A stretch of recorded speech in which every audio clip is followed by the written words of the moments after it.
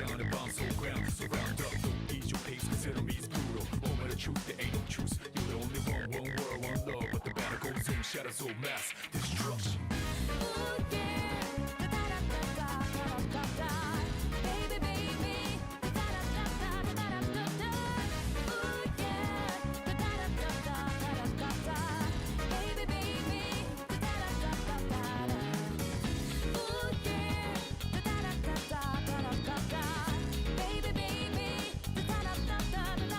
Welcome to the Cathedral of Shadows, where demons gather. You.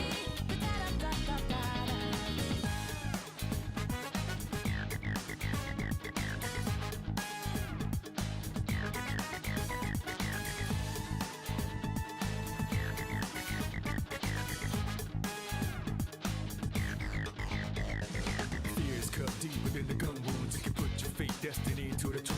Hardest thing to do is changing who you are now to who you wanna be soon. First enemies inside us already. Whoever make it out may be ready for the battle. It's fearless. You better be ready. Not only winning, but the losing. No, it brings experiences for a bigger win later. Persevere for the greater good. Imagine later would maybe annihilator. Thinking that the agitators, the violators, the leader or the dog until we reach final layer. So who we up against? Vicious and brutal. Moment of truth, there ain't no truce. You're the only one world, one love. But the battle goes on, shadows on mass destruction.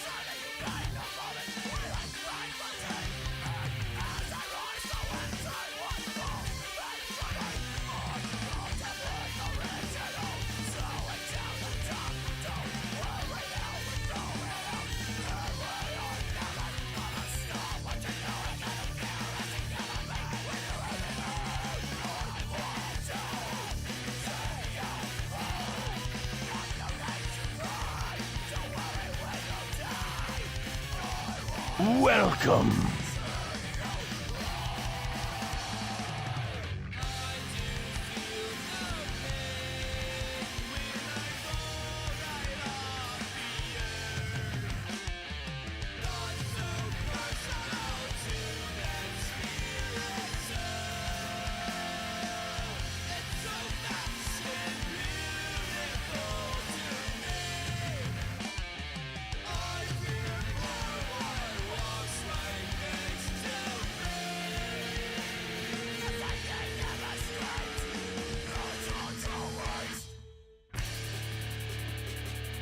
Welcome to the Cathedral of Shadows. Paynar Explosion Chamber.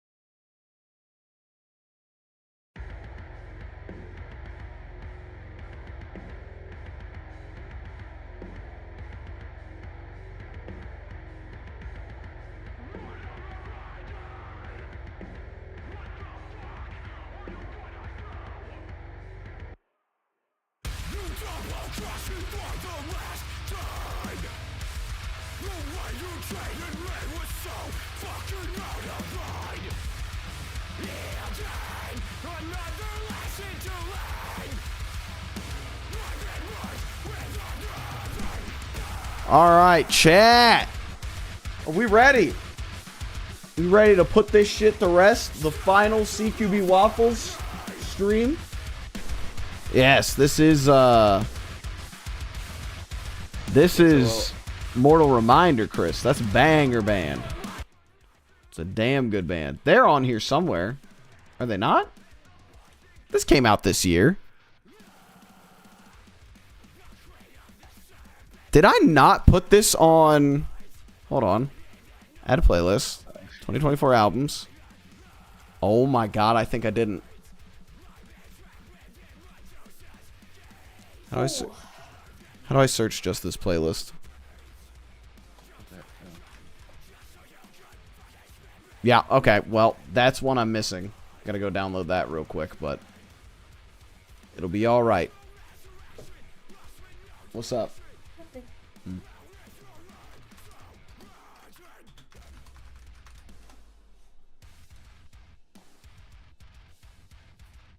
I hate these motherfuckers. Of course their band is named after a League of Legends item. That's the most... Listen, knowing the vocalist of this band, on brand. Alright, there we go. More reminders in there. Anyways. Hello. Hello, Ashes. Yes, the last CqB... Yeah, Chris. It's because I'm changing the stream name to Long Range Pancakes. Yeah. You're... Let me explain everything, but you're not horribly far off. I'm also realizing that I have fucked this camera, and it is He's orange. not far off from changing the name to Long Range Pancakes? Correct. He's not far off. I need to turn that saturation the fuck down. Okay. It's not affecting anything. That's cool. All right. Well, I have to do it in... Oh, wait. No, we're in. We're in. All right. Jarvis, kill this man. Yeah, I agree. Yuck League. All right. So, let me get the notepad open. I've typed up a statement about all of everything that's going on. All right, gamers. I'm going to turn the music off while we go over this. You farted, Al? That's crazy. So, Dude, I've been farting up a storm today. Real. What'd you say? Tell me when I need it. Like right now. Come back. All right, chat. So this is the final CqBwAfFlEs stream. And I have my explanation post typed up here that I'm going to read kind of word for word and maybe make some interjections in as I read it. So as a lot of you know, this last year really took it out of me. Streaming over half the days of the year was very exhausting, and it really, really killed my enjoyment of streaming. And if it wasn't for Resident Thankful, I probably would not have even finished that challenge to begin with, because I was really not feeling it leading into that week. But that week, I really, really enjoyed a lot, and it helped to remotivate me to at least finish out the challenge. And it also doesn't help that most of what I play are like JRPGs, and they are just not fun to stream. Like, I don't really know whether y'all enjoy them or not, but they're not fun for me to stream. The second part is really just that my schedule doesn't allow me to put the time and effort into streaming like I would like to, for it to be like its own separate thing, you know? Between, you know, Kiara, social life, the band, work, I just flat out don't have the time to fit in streaming without taking away from other areas of my life that I enjoy putting time into. This is the part I need you for. I don't know why she walked away. But yeah, there's also a lot of stuff changing in my life, which also does not fit very well into streaming as well. Please share with the class, Kiara. What blam? One such change right there. We're engaged now. Official announcement. I don't even think I put it in the Discord or anything. But yeah, there's your official announcement, chat. Kiara and I are engaged. Can we get some W's in chat? W's in chat. W's in chat. For wedding. Yeah, W's for wedding. For wingagement. Wingagement. Yeah. What'd you send me, Kyle? Oh God. What do you mean? Oh, Oh, that you sent me Apple. the Apple thing. support I was just thing. trying to help you. Trying to help me out with the issue that was going on, which caused our delay here. But anyways, so there's a lot going on. We might be moving. Oh, thank you, Ashes. I appreciate that. There's a lot going on. We might be moving. There's just a lot of shit. But overall, like, again, streaming does take time, and it takes time away from other things that I like better than streaming. So what's the plan here? This is, it is Kiara. It takes time away from Kiara. Yeah. So what's the plan? What's the deal here? I did a lot of thinking and a lot of digging internally to like figure out what I wanted to do, because it's not like I hate streaming outright, but I feel like it takes away from the other things in my life. So the plan is, at least for right now, didn't you just move into your apartment? Yeah, like fucking 7 months ago. Where you been, bro? We've moved every year for the last like 3 years. This is going to be the longest we've lived in one place because we have a 15-month lease. Yeah, it's been that long. Time fucking flies. Again, it's been fucking like 4 years since I started streaming. It's been a long fucking time. That's another part of it as well, is that like I've been doing this shit for like 4 years and just nothing's really taken off in a way that like I feel like justifies me spending the amount of time that I have on it last year. So that's another thing. It's a very, very minor thing because like I don't do this shit for the money. There is no money. Can't do this shit. The money would be nice. The money would certainly motivate me to do this a lot more. Well, I appreciate that, Al. So the game plan. If you know me, if you know me and this channel as far as streaming goes, there's one thing I love doing. It's lying, baby. And I've not lied in this case, but I have worded my words very carefully about this being the last CqBwAfFlEs stream. Thank you for the hashtag support, Paul Kyle. He's clickbaiting all of you. This was a little bit of clickbait. I can't lie about it. So what's the plan? The plan for now is to kind of focus this channel as well as the Discord that we have on the band. And I figure this is a way I can kill two birds with one stone. I want to spend more time on the band. I want to... that's later in the statement. But basically, over the next few days, you'll start to see a lot of changes as I turn this into like the No Business Twitch channel and the No Business Discord. So we will not be the Waffle Iron any longer. But no waffles. Yeah, no more waffles. Only in my username. But basically, the band has always been my biggest passion. I love music probably above like most other things in my life, and I figure I should work to make this channel benefit the band instead of taking time away from it. So, what to expect? Game plan is to stream a lot less. I know that's probably like not a shocker when I streamed half the fucking days of the year last year, but the game plan is to stream a lot less, and it'll be more band and music focused. So you can expect things like, once I figure out how to record my fucking DAW, just like me going live while I'm like writing and demoing out songs and stuff. We'll stream the live shows when we can stream them, Q&A stuff, release party, or like listening parties, release parties, hopefully from both us and our friends band. What else did I have? Maybe even the occasional practice stream if we're like running through the set and all that. My fat ass will be hungry for waffles. Jesus Christ, Chris. Obviously, there's probably still going to be the occasional gaming stream, but that's not going to be the focus anymore. Those gaming streams are most likely only going to be while I'm playing with like other members of the band, or if I like want to put something, like if I'm doing like a solo Q&A and I want to just like throw something on or like play something in the background while I'm answering questions, because like we're obviously not that big of a band where I can just be like answering questions for like an hour, 2 hours straight and like have enough questions to answer. Yeah, to those of you who have loved the consistent gaming content please, please, please consider following Nick and Hayden. I will still be showing up in their streams as like a side character to act a fool in voice chat and game whenever they want me over there. So if you enjoy that action, follow them too. I'll be probably gaming with them a good bit more this year.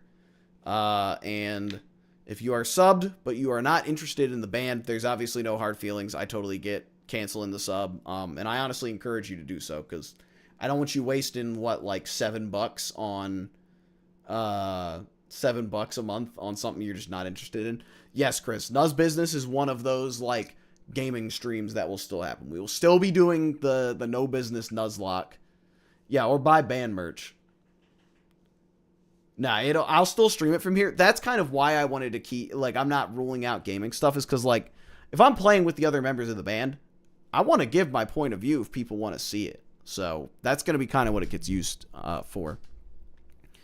Another thing to note, I will most likely be setting all of my various social media and YouTube videos to private.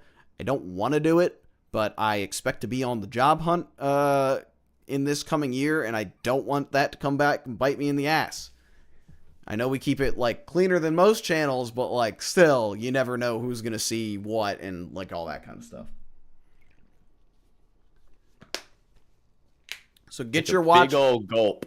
Yeah, needed that. Get your watches in now. If you want to watch any of those old YouTube videos, and, you know, I might find, like, some way. I might unlist them, like, the actual videos. Might unlist them and just, like, leave links, like an archive in here or something. I did that with another old YouTube channel that, like, definitely cannot ever see the light of day. It's so bad. My last thing is that overall, the last 4 years have been an absolute blast, and my only regret is that I didn't really put the time and effort into streaming like I should have during, like, 2020 and 2021 when I wasn't working as much. I think that could have definitely helped, like, propel things a little bit further and get us to a place where, like, maybe it could have been a full-time career, but, like, yeah, we'll never know. Thanks a ton for showing up and watching when you could. And I hope you all are ready for what the band has in store for 2025. January 20th. Jarvis, leak the song. All right, so I have a little TLDR down there that I'm going to now post in announcements. The at didn't go through. And then Kyle and I are going to get down to it. Yes, we are. Because then I can still do Game of the Year and Album of the Year streams too. Yeah. You know, I'm leaving it open to the fun shit. That's really what it's down to. You're just not going to catch me streaming, like, daily fucking Counter-Strike anymore. Because while I love playing daily Counter-Strike, I don't want to stream it. So, there we go. My message is too long. No! They said I ain't reading all that. They really did. That's actually the name of one of our demos. Don't worry, chat. I'm getting the snipping tool out. Sorry if this fucks the quality, but don't care. You don't come to this stream for quality. I assure you that. Sorry, I'm delaying everything. I can put the music back on now.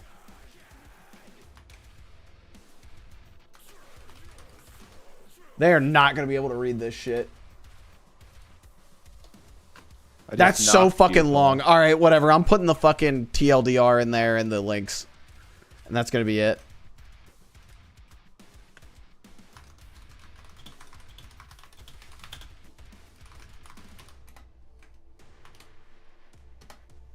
Yeah, there we go. There's your TLDR, chat. Where are you Send it to posting you and stuff? you'll post it. I'm posting it in the announcements channel. Oh.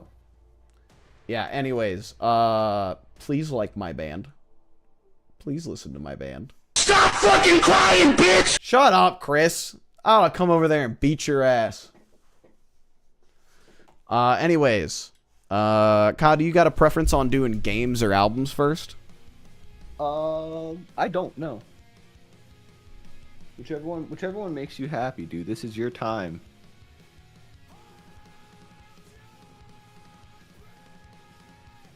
I probably have less guess- stuff prepared for games. Let's do games first, because I do Yeah. have like 92 albums. I have a lot. Yeah, I I probably think won't be. I'm gonna be steamrolling through some of these that I don't have shit to say about. Yeah. It's gonna be a whole lot of. It's all right. I mean, it's all right. I mean, it's all right, but all right, we'll do the albies first. Oh, I don't have your stream pulled up. Hold on, I gotta do that. Twitch, and then I gotta eat this delicious dinner. Ooh, That what you got? I got sausage and orzo. Mmm.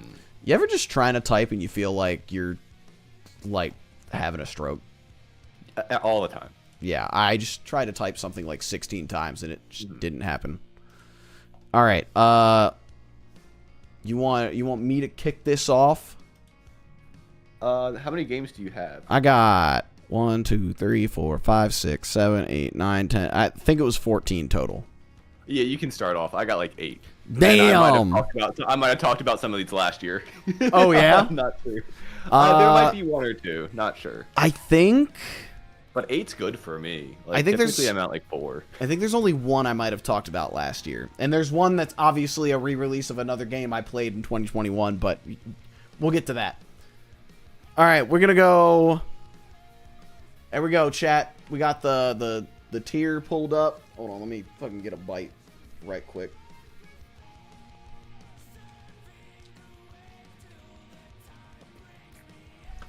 Oh, you're asking if like the sound alerts will stay?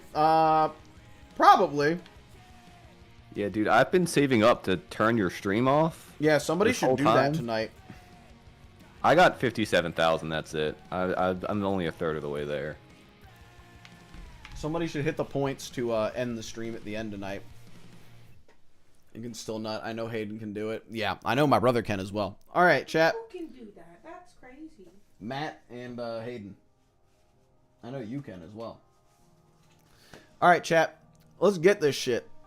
I'm gonna snooze this ad real quick. Anyways, fucking first game of the year, or like first game in the. I'm just gonna go in this order down here. Don't mind that Black Ops 6 is there twice.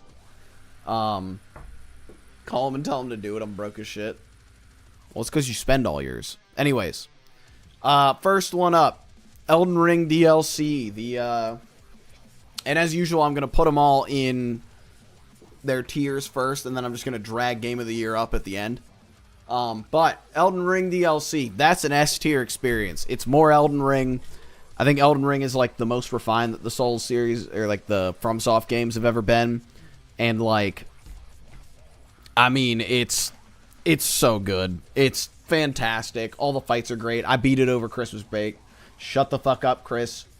This DLC, quote unquote, has like more fucking content than like most AAA games these days. So No, I was gonna say the same thing. yeah. So I'm putting Elden Ring up there, baby. That's a damn good one. You want to take over, Kyle? Yeah, I am. I'm gonna start with one that I think I might have did last year, but I can't remember. And unlike you, I'm not prepared. I completely forgot to make a tier list, so we're just gonna bring in this window. All right. Game 1, WWE 2K 2024. I know Chris is popping off right now. He better. Somebody in chat better be popping off. I mean, what more do you want? I think it's a WWE game, and it's a good WWE game at that, which for a while they were kind of struggling to make. I think there's plenty of modes that are a lot of fun. Like I spent probably the majority of the time when I first got this just doing the GM mode and having so much fun with that. And then I went on and off with the they have like a WrestleMania mode where like they'll let you play through like the old matches throughout the WrestleMania years. Ooh. Like Shawn Michaels, Undertaker, I can't remember any of the other ones off the top of my head, but like starting from WrestleMania 1 onwards. So, and it's really cool, and they tell you like to do the moves that they do in the game or in real life. And then there's Universe mode. I think this is probably the best like WWE game we've gotten in a long time. And I pick it up and play it all the time. It's like the best game, just kind of like turn your brain off and have some fun. If I Hell had to put yeah. it in a tier, I'd probably say A tier. Honestly, That's fair. yeah. I go back to it enough. I can't. That's very fair. Chris posted an all cat. Oh, we should have combined our shit. Hold on. What do you Haven't we mean? done this before? I just joined your stream. Yeah, we did. Share chat. I did actually. I did knock you earlier. Oh, But that was mainly because didn't I was see. curious what it meant. I didn't know it meant join your stream. I think you might have to click the little shared chat button. I don't know where it is. It's in the popped out window for the buddy stream. You have it right there. Where is it from me?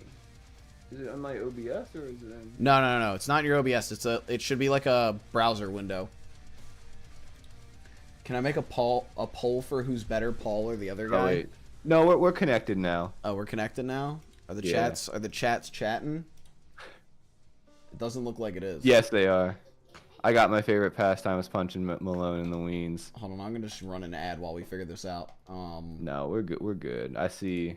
I forgot. I was checking your stream, Mine trying to is- figure out where the button was for mine, but oh. Yeah, the chats are definitely not combined right now, Kyle. Really? Yeah. Oh, did someone just? Maybe they just came from your chat then. Yeah, or Chris did. Messaged in mine. Oh. Damn it. Well, then I'm wrong. It's hold on, let me. You can see my thing. You're looking for this window that I've got open right now. I cannot. Huh? I have no idea what I'm doing. It says not very radio with CQB waffles on the bottom on mine. Really? Yeah, like Huh. go to, Yeah, it says that for me and too. it says You that need- for yours too. It says that for me too. You need to go to this window, and you got to click the shared chat button, because for some reason it doesn't do shit when I click it. Yeah, because you're the host. Oh no, hold on. I'm so bad at doing this kind of stuff. It's Yes, not I even know funny. it says we're live together, Chris. It's not what I'm saying. I'm trying to see any of Kyle's messages that come in. Like you have that little window there. I don't know how to get that to pop up for me. You're on a Mac, aren't you? No, I'm on my big boy computer. Oh, mouse over Yeah. Chrome. Like mouse over your little Chrome icon at the bottom. You can see all of the I don't windows. have that open. little window. Oh, what the hell? Yeah. Hold on, I'm leaving stream Oh, together. can you see this? cancel your stream No. together? I need to invite you. I don't know how to cancel my stream. I don't know. Dare I say close stream and open it again? Wait, it says I can. Hold on. Did you cancel it? Let me see. Yeah, I canceled it. Okay, yeah, you're back to just Paul. Are I'm you back, to just me. Kyle? Yeah. All right. Hold on, let me. Now you're sending me an invite. Yeah, knock. Okay. There we go. All right, I am not the host. You need to find a way to cancel this. Stream together is a quick, easy way to stream with your friends and answer. Let's click this. Stream together. Shared chat. Try it out. Get started. Start shared chat.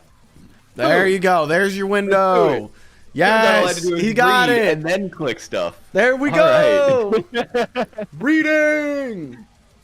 Woo!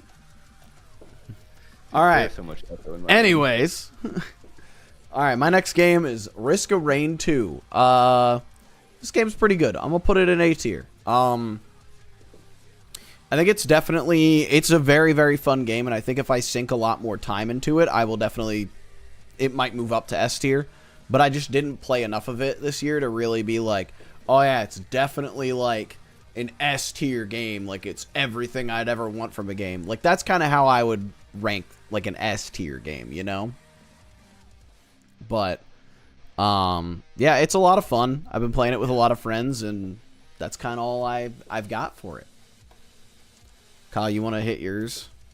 Yeah. Well, first off, do I sound echoey at all to you?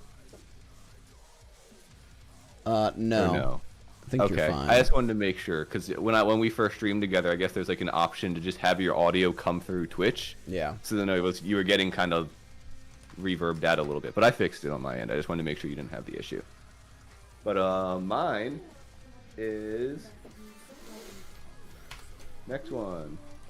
It Takes Two. Ooh. So first off, to be honest, did not beat the game. Damn. I got pretty far. I got like, I think 3 or 4 worlds through. I beat the space world. I might have got halfway through like that castle world. But I enjoyed it a lot. I It's wouldn't know. just- I only played the first level. Did you? Because of probably the same thing of yours. I just couldn't find time to play it with Jesse anymore. Because we started it together. Yeah, it was D I think had fun, but it stressed her out a little bit. So it was hard to kind of get her to come back to it. And also it's on my PlayStation, so like my PlayStation's in my office, so if I wanted to play with her, I'd have to drag her in my cold office. Or if it's the summer, my hot office. That's Does not- very fair. Yeah, it's like if it was like by her TV in her bedroom or something, she'd probably be like, yeah, sure. But yeah. But it's a lot of fun. Again, I know you said you played it, but I mean they have all the different little gadgets that you get each world that like basically just like redefines how the game plays, and that just makes it so much fun. Definitely in the tier of games, also probably an A tier game. And if I beat it, it might have been an S tier game, but A tier game, let's say. Hell yeah. All right, let me go back to mine. Next up, SMT5 Vengeance. That one's gonna be another A tier game. Now, this might sound a little crazy, considering that I ranked the original SMT5 as an S tier game way back in 2021. And this is like the remake that adds more to that game. And I did kind of say that like the remade content is like really, really good. However, number one, I definitely was very, very blinded by the hype of SMT5 and just the fact that it was like finally here after waiting for it for like 4 years. And number two, I feel like the game is still like a little bit flawed at its core. There are certain things that you just can't fix about this game. They fixed as much as they could, and they made it a much better experience. Like, I think anybody who experiences Vengeance first, opposed to the original first, I think is going to have a much better time. And the new story is a lot better, but again, it's a game I've played before, which is why I'm only keeping it in like the A tier. Back to you, Kyle. Back to me. Next one, Rayman Legends. Oh? Yeah, I wanted to play the other one. What's it called? Rayman Origins? Origins, yeah. But this one was the one that was free on the PlayStation Plus bonus, whatever thing I had. Anyway, game's a lot of fun. I probably don't have much. I don't think I beat this one either, but I did get really far in it, I think. I'd lost my PlayStation bonus thing. So all these games I can't play anymore. Because I'm not paying all that money again. But yeah, no, I think a great 2D platformer. It maybe felt a little slow, just like with how the movement is. But I think for the most part, once you're in the swing of things, and especially once you get to the harder levels, like it's fine. You don't feel like you're dragging on because you kind of need it to be slower, or else you'd be dying more. Gotcha. But yeah, I think it's a great game. Real fun. Sweet. Probably between a B to A tier game. Very fair. All right. Let's go back to my list. Persona 5 Tactica. I'm gonna put that one in B. This game was pretty fun, but I think it went on a good bit longer than I wanted it to. Like, I think I even said to Kiara when I was playing it at first, I got to like what was the end of what ended up being the first world out of 3 or 4, I think. And at the end of that world, I was like, yo, like, I'm like 20 hours into the game. This has been awesome. I think I'm coming up like on the end of it. If this ends like right now, this has been a fantastic game. And then it proceeded to go on for like 3 more fucking worlds, and I got kind of sick of it towards the end. And that does happen with a lot of these like JRPGs and stuff that are just real long ass fuck ass games. But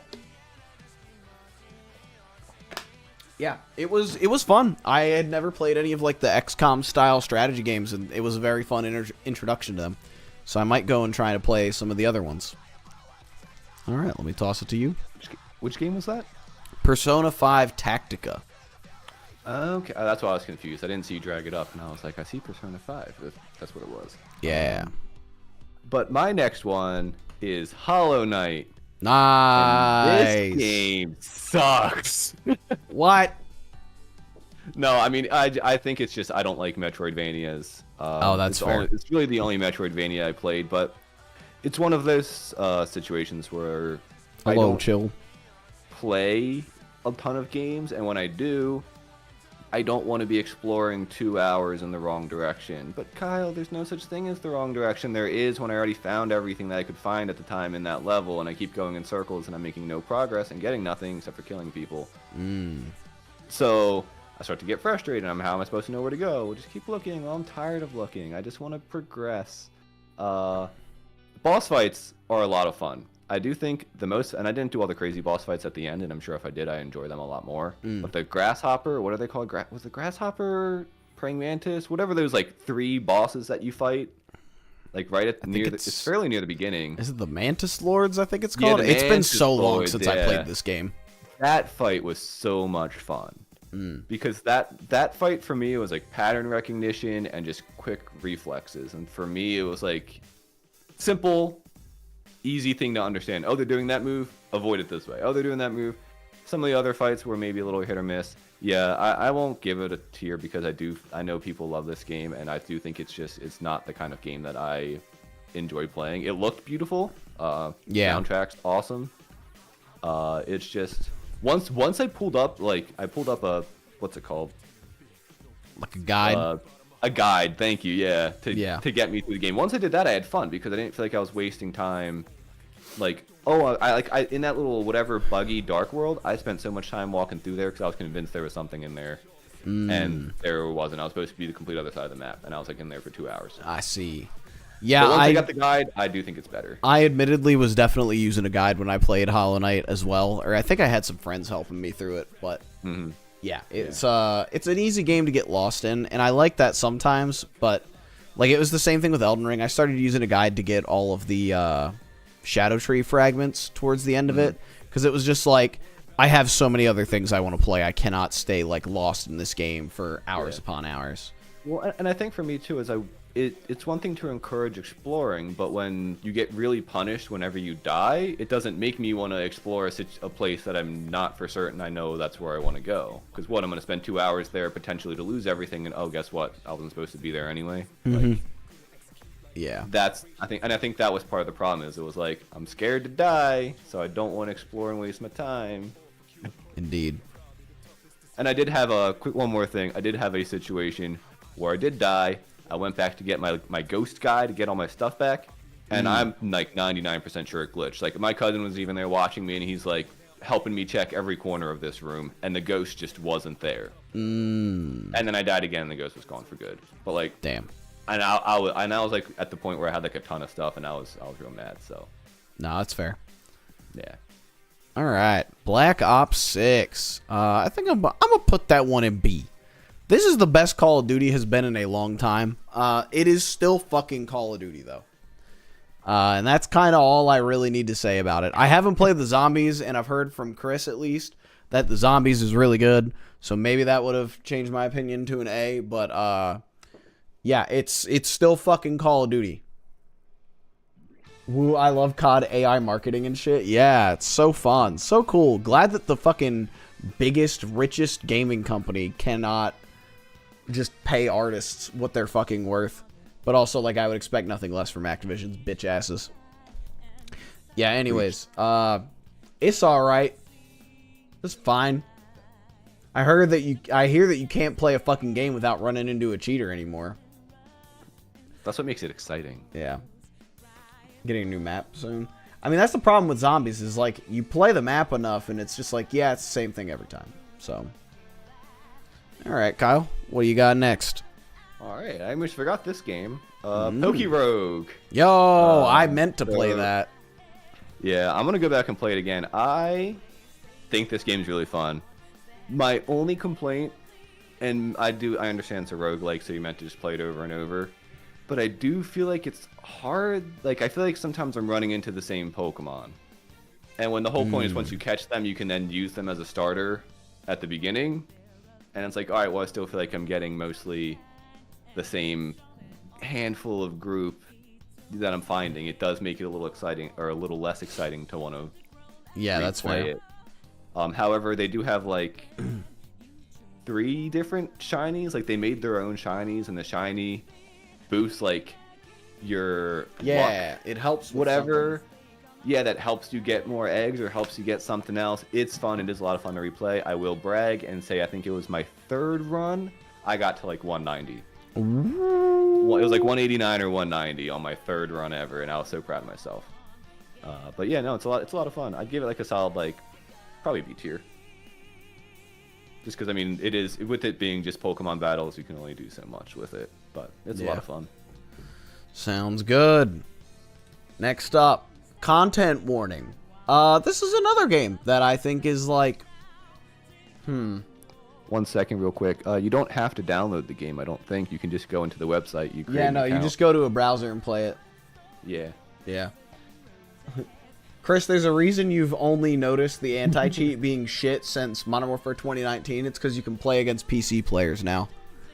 It sucks because like I love playing on PC and I love playing PC games, but all these games that like formerly ignored anti-cheat because it was a lot harder to cheat on console are now realizing how fucking hard it is and how like how good some of the anti-cheats are out there. But yeah, content warning. I'm gonna put that in B as well. Yeah, Pokerogue is really cool. I had meant to stream that at some point and I just did not get around to it. It ain't rough for y'all. Y'all have an advantage. Well, not in Rainbow Six, but you have an advantage in COD at least. Anyways, content warning. It's Lethal Company, but you can record a short video and it like plays the video back for it. It's cute. It's fun. I like it a lot. I don't think I would put it up here with these games that I think are like genuinely really good games, but it's fun. It's good. That's all I really need to say about it. So back to you, Kyle. All right. I got, I think, 4 more games. Cool. Worms Battleground. Yo! I have never had so much fun being so bad at a game. Yeah.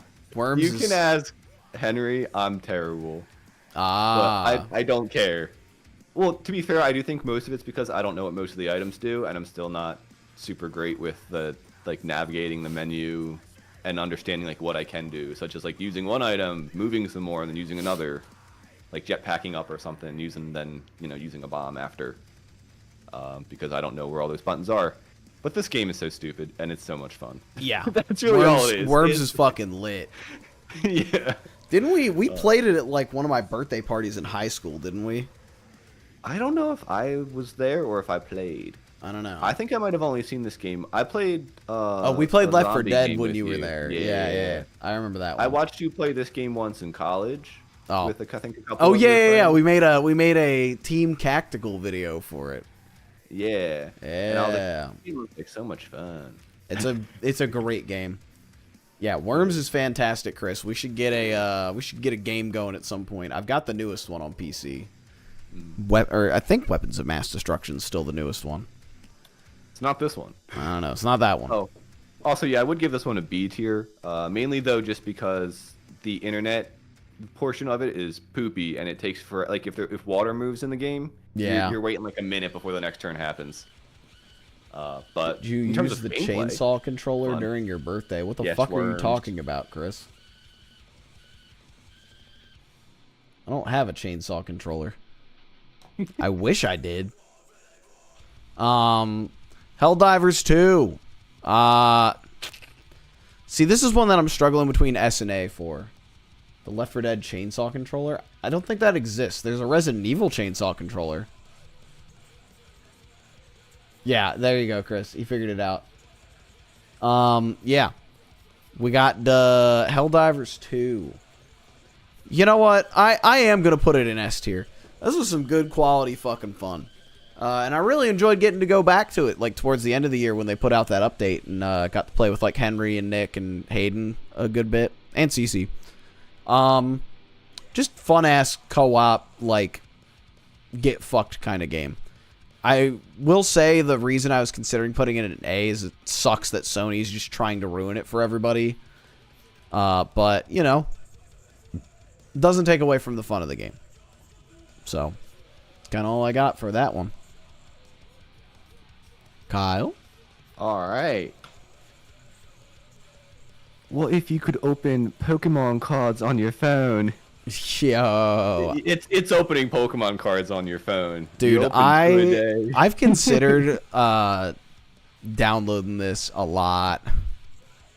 It honestly, just do it. Like, there's no you don't lose anything, you don't gain anything from it. That's kind of my mindset. I just opened my pack for the day, which is why I remembered about it. Yeah. I was like, I'll throw it Let's in go. here. Let's go. Chris said, "Yo, It's I fun. love that shit." Sony gets Destiny. Once Sony gets Destiny 2, it's gonna go in the grave. Yeah, it's already going in the fucking. Well, it should have gone in the fucking grave, but it's not. They were like, "Oh, actually, we're not gonna end it. The final shape is not the final thing." Fuck you. What? Just looking at your repeating thing. Yeah. Anyways, fucking Marvel Rivals, baby. I'll put that in A tier. It's really fun. Game. What'd you say, Kyle? I said I meant to play that game. It's fun. It's a lot of fun. It's still Marvel Overwatch, so I can't really give it that many points, but by God, do they know how to make their characters hot? Because everybody in that game's hot. And I mean everybody. Except maybe Jeff. Jeff's just a little shark guy. He's awesome. Yeah. He's adorable. That's all I got. All right. Here's an actual game. Enter the Gungeon. Ooh. Another descriptor that I use, which is also the same as the one I use for Worms. I've never had so much fun being so bad at a video game. Yeah. Last I played it, I beat the second boss the last I played it, so I got to World 3, I guess is what they call it. I don't know. But this game's just so much fun. It's silly. It's fun. I like roguelikes like this. I'm not good at it. I don't care. And for me, if I can be bad at a game and not care, that's a good sign. That's a good game. And it's also got 5 stars on Steam, apparently. Yeah, this is like a high A tier probably for me. That's very fair. Yeah, Chris, they did the Lord's work on that Squirrel Girl model, I gotta say. That was a great week on Twitter when that shit dropped. Beautiful shit. Metaphor Refantasio. That's an instant S tier. Instant hood classic of a game. This game is like everything I could have ever wanted out of a RPG. It takes all of the best parts of Persona, SMT, and like Final Fantasy V, which is my favorite in the series. And it just mashes them all together in this beautiful thing that like it just works amazing. I've been having so much fun with it. They've done so many things for like good quality of life shit. And that's really all I got. It's fantastic. I haven't finished it yet, but if the story continues to be as good as it has, I think it's going to be an all-timer for damn sure. I'll pass it back to you, Kyle. All Wait, what did you say, Chris? That was like when they allowed explicit art on Twitch, but Squirrel Girl on the Everything platform. But like no, I don't think it's at all similar, Chris. I think you got to put the crack pipe down. Well, I think second to last game is Gravity Rush 2. Ooh. This was the first, I think it was one of the first games I played this year. And again, I unfortunately did not beat it. I got more than halfway through, I know that. I think I got to maybe chapter like 14 or something. I thought it was fun. I thought it was good. I do think I saw a lot of really positive things about this game, and I did think there were some problems, and maybe it was, the release date's 2017? I thought this game came out like over 10 years ago. Anyway. Gravity Rush 1 did. I think that Gravity Rush 1 was 2014. There was like one time I clipped through the ground, and it is kind of a little weird to control the gravity, I would say. I feel like make it out like it's super smooth to play. And it's not like, miserable or even terrible or bad, but I would say that it does feel a little like sometimes I'm kind of like, whoa, where am I going? What am I doing? But maybe that's also just because I'm bad at video games. I'd maybe give it like a B tier probably. And maybe it's also one of those situations where like the farther levels are harder, but like in a fun way, you know? I think it's also important to remember that that is a 7-year-old game, and it probably plays like a 7-year-old game. Like, that was my biggest problem. Oh, fuck, I don't want to do that. Sorry, I'm trying to log my food for the day. I got it. That's where I'm at right now. Yeah. That's like half the reason I didn't fucking enjoy The Last of Us. Is because I was like, this shit plays like ass. This shit plays like somebody took a shit in 2014, bottled it up, and handed it to me. But, you know. You just watch a playthrough of that game. Just watch the damn TV show. I've heard it's good. Or the TV show. I haven't seen it. Yeah. Ready or Not. Fucking... Yeah, I'm fucking... I did not enjoy Ready or Not. I kept it... everybody that I bought Ready or Not with returned it. I kept it because I had a couple of other friends that, like, do own the game, and I would like to play it with them at some point. Just, like... I mean, honestly, it was fucking... It was like 20 minutes of cop jokes, and then us just going, damn, this is kind of not fun. So... I don't know. I feel like it could be fun with the right people, but the way that we played it, the one time we played it, was not the most fun. So it's going in the D tier. It's probably the only one here. Kyle? Ooh, I realized I forgot another game. Ooh. Speedrunners. Oh, banger. This game's awesome. Yeah. The only downside is I didn't really get the chance to play it with a lot of people this past year. I played it with my cousin for a short time, and it's so much fun. It's just a 2D racing game, and you go in circles, and you basically just want to get far enough ahead that your opponent falls off the screen. Yeah. But the challenge is as you get farther ahead, you're towards the front of the screen, so you can't see what's coming in front of you. So you have to kind of like have some map memorization skills, and you know what forth. It's definitely an A-tier game. This game's awesome. These kind of games are like up my alley. Little fun little party games that are fun and silly, but like cool.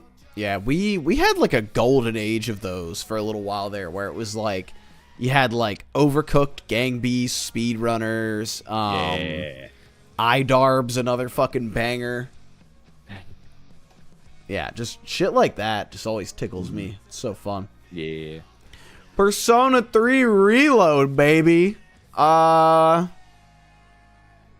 Yeah, I mean, I'm not even going to beat around the bush. That was an S-tier game. That was fantastic. It was so fun. I totally get why Persona 3 is, like, a lot of people's favorite now. It's not my favorite out of the series. I think that's going to remain 5, maybe until 6 comes out. But, I mean, just they did such a good job with the remake. Kiara has informed me to turn around as she has a question.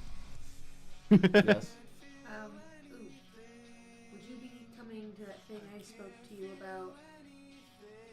Saturday night where I have to go and then come back real fast. I do not know what the fuck you're talking about. Just mute your mic, Paul. I understand. Is it fucking like this Saturday? No. Next Saturday? No. It's in a war. Yeah. It's in like a month. I need to look at work. I cannot commit to that now. But you're thinking about it. Yeah, I will go if I can, like... So I will not buy this ticket. Yeah. Got it. I will check tomorrow. I will talk to John and figure out whether I can or not. Because it would just be that day, and then we'd do that thing that night, and then we'd come back like 5 a.m. the next morning. Yeah. 5 a.m. That's the time it takes off. So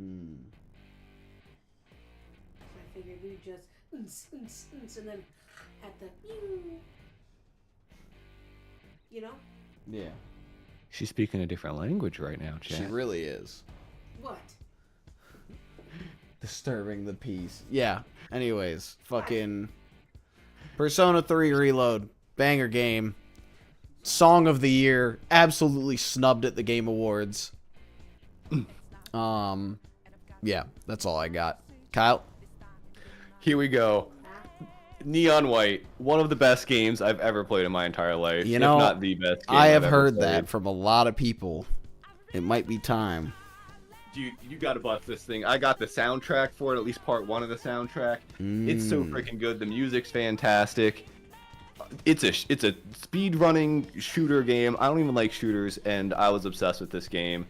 I remember there was one day in particular, I was on one level and I did it, and I went, I think there's this really cool way that I can like get a faster time on this. Let me see if I can do this real quick. And then I spent another hour just on that one level, just repeating the same trick that I kept screwing up. I don't even think I did it at the end. I might have shaved off like a couple seconds, but I didn't do it the way I wanted. But I was still satisfied. The game's so much fun. The movement feels so good. If you like video games, play this game. That's it. You don't have to like shooters. You don't have to like speedrunning. You just have to like video games, and you'll enjoy it. Word. Literally. Yeah. All right. Is that your last one? That was my last one. Also, it's S tier. It's in the tier of. It's now one of my favorite video games. It's up there with Sonic Adventure 2 and Donkey Kong 64. I think I'm gonna have to. I feel like I need another tier between S and A for like Helldivers and Persona. Anyways, let me get back to this. The finals. I'm putting that in C tier. That one was fun. It was fun for a little bit. It's a very, very cool idea. I don't know what I would have changed to make it better, but it definitely was a very cool idea. I liked the, like, everybody's in this arena. It almost feels like a battle royale, but it's not, because it's everybody's in this, like, big-ass map fighting over a whole bunch of shit. It was a very cool game. I think I just, at the end of the day, I didn't like how the gunplay felt. The gunplay felt kind of icky, and I think that kind of ruins it in a shooter. And then Paper Mario: The Thousand Year Door. I played the remake. Yeah, I'm gonna put it in an A. That one could have gone either way with like A or S. Hey. But it's a damn good game. It's a lot of fun. Fucking. Maybe you can make an E tier and move everything down. I'm not that worried about it, Chris. I'm fine. But Paper Mario was a damn good game. It, man, so much charm in that game. I just, like, I understand it now. That's all I can say about it. Is like, I get why people were so goddamn excited about that game and, like, why people preach it up as if it's, like, God's gift to gaming. It plays very similar to the Mario and Luigi games, which I am also a big fan of. So, like, I like that a lot. So, yeah, that's all the games I played this year. Again, let's ignore Black Ops 6 being in here twice. But, yeah. All right. I guess, do you want me to reveal my game of the year first? I mean, I already basically announced mine. It's Neon White. I've never had that's fair. That's fair. It's an all-timer for me, so. Can't blame you. All right. Drum roll, please, chat. My game of the year. I'm dragging it up now for the big reveal. What do we think it was? And no, Chris. Murder you. Who keeps giving him channel points? God damn. Anyways. That's not the right button.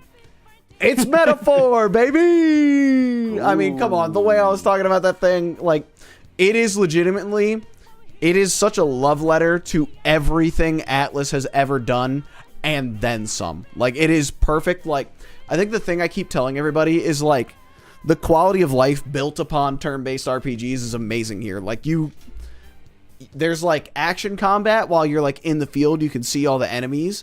And once you, like, out-level those enemies, you just get to beat their ass in action combat. And it just becomes, like, a little hack-and-slash game. Until you find stronger enemies, and then you gotta fight them in turn-based combat. And then the other thing is, you've got your, like, your job system, like Final Fantasy V has.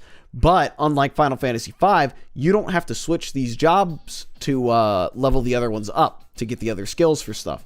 You can stay locked in as whatever archetype you want, and then you what's the word?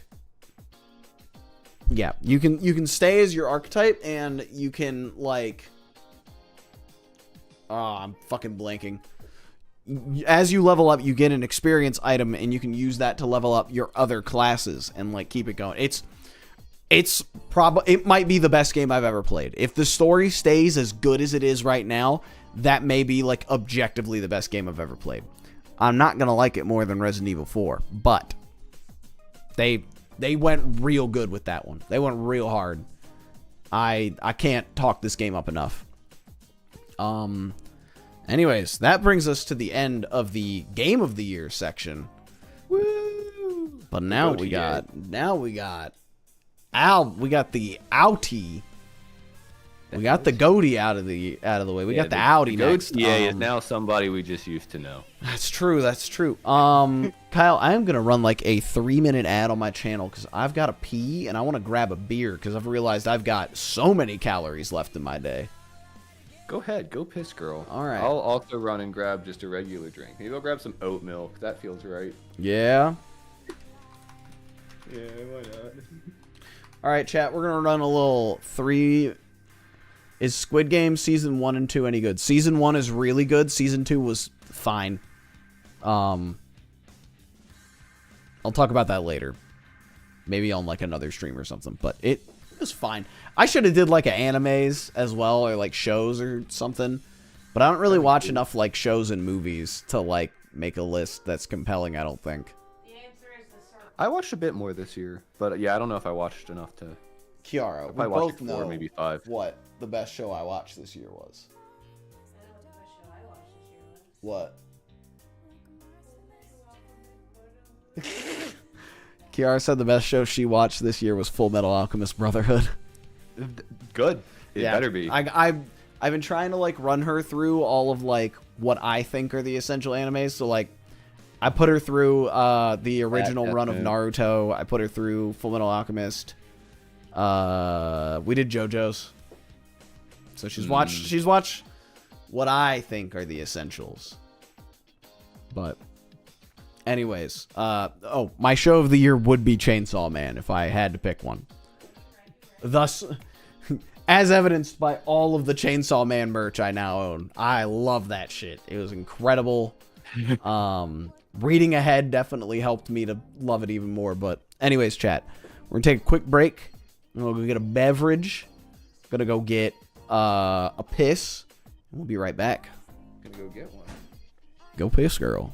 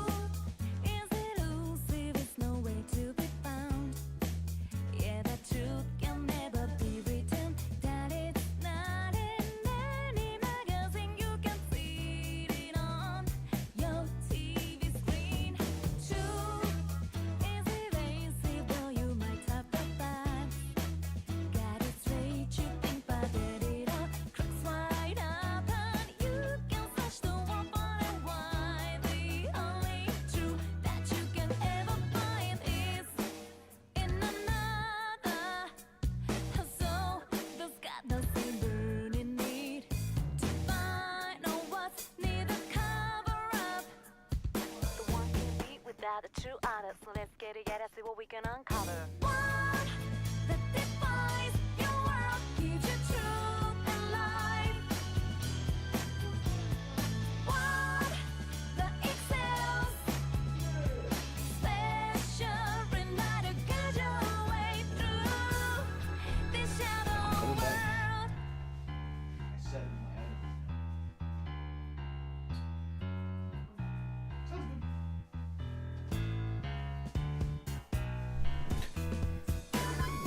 Look at that. Perfect timing. I tried to imagine what it'd be like without knowing you're All right. Kyle, are you here? I'm coming. He's coming. You know what I'm going to 3 do? seconds. I'm here. You know what I'm going to do? What are you gonna do? Kyle, it's the last CQB Waffles stream ever. Ever. So Yeah. I'm going to shuffle my 2024 albums playlist because I don't give a fuck about copyright anymore. Amen. Well, aren't you keeping this? Just real quick though. Yeah, it's not a problem on here. It's a problem on YouTube. Today, I am beveraging the Wegmans Honey Crisp Hold on. apple cider. Hold on. I'm trying to get to you. I'm trying to be like you. Let me see. Look at this. Yeah. If you are an apple person and you know what a Honey Crisp apple tastes like, you will be obsessed with this apple cider. I'm gonna have to look into that. I don't think we have a Wegmans down here. I've become a big Wegmans boy the past few days. Well, past few What'd you say, months. Honey Crisp apple cider. Yeah. See, I just got a Bucky's Praline and a Coors Banquet. Nick's probably fucking creaming his jeans hearing that. Well, you also got a what's it called? You got a grocery store, Publix. Publix. Mm-hmm. I can't remember. I knew it started with the P. Mm-hmm. Anyways, oh, did I not click start? I'm gonna do a playlist shuffle too. Then why not? Yeah. I figure it'll be fun that way. Maybe the songs start playing while we're talking about those songs or something. Mine's probably gonna be. Yeah, mine's probably gonna be. All right, Kyle. How do we want to do this? Because I know we both got a lot of shit to talk about. Yeah. I mean, I don't have a tier list. Do you have a guesstimate of how many albums you're gonna do? I don't know. Cause I kind of like the way I did last year. I have like my whole list of albums I listened to, and I was just gonna go through, and then once you got to like maybe your end of 10, I was just gonna go down my top 10 of the year. Yes. Can I use that as a little? Yeah.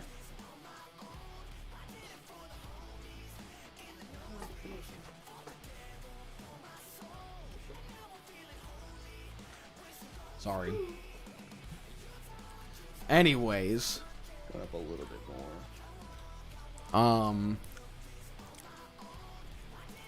more. Yeah, maybe if you've got a selection of how many you're gonna do, maybe I'll try and divide mine up for each one, and I'll just try and like rapid fire mine because I don't have any of them placed in this tier list yet. Gotcha. I know I have at least 10, 11, 12. Let me go to. What the heck? Why are we doing this way? I'm getting the calculator out. Hello, Zuko. How you doing? Welcome to the final CQB Waffle stream. I might be doing around 20-ish. All right. So I'll do. In that case, I'll do about 5 for every one of yours, and I'm gonna keep them quick. Don't you worry. There's probably gonna be a good amount of these that boil down to I don't remember what this sounded like, and it's gonna go in the. Well, let me pull it up. It's gonna go in the don't remember, take that how you will category. All right. Oh yes. There's one album I needed to show you, and you have it on your list, and I'm so hyped. Oh. It's the. You know what? I guess we can. Save it, We'll start save it. off with it. I guess. Save it.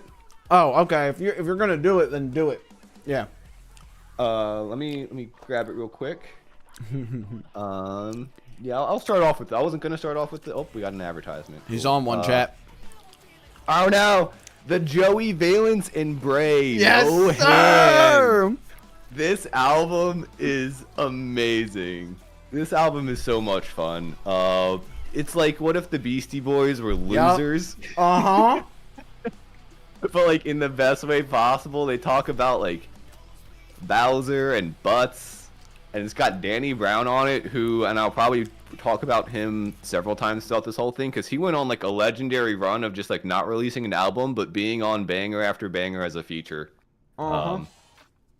So yeah, no, this album is awesome, and if you like silly little nerd rap with some absolute banging beats, check this one out. Yeah. Let me tier list that one real quick. Oh, I'm not gonna close that, but Oh yeah, and you guys saw my rank of that is like an 8 out of 10. I'm not doing a tier list. I just kind of I'm gonna be spitting numbers instead. That's an A tier album from me. I don't think I liked it as much as their last one, but I can't explain why. Because it had bangers, like between like Pack-a-Punch and Baddest, and like even Omnitrix is such a weird album closer, but I love it. Like it's real damn good. I have to go back and listen to their first album because my cousin showed it to me, and I just don't think I understood what they were doing at the time. Yeah. I think I thought that they were a bit more sincere with it, and I was like, eh. But with this one, I feel like just right off the bat, I was like, oh, these guys are some dorks.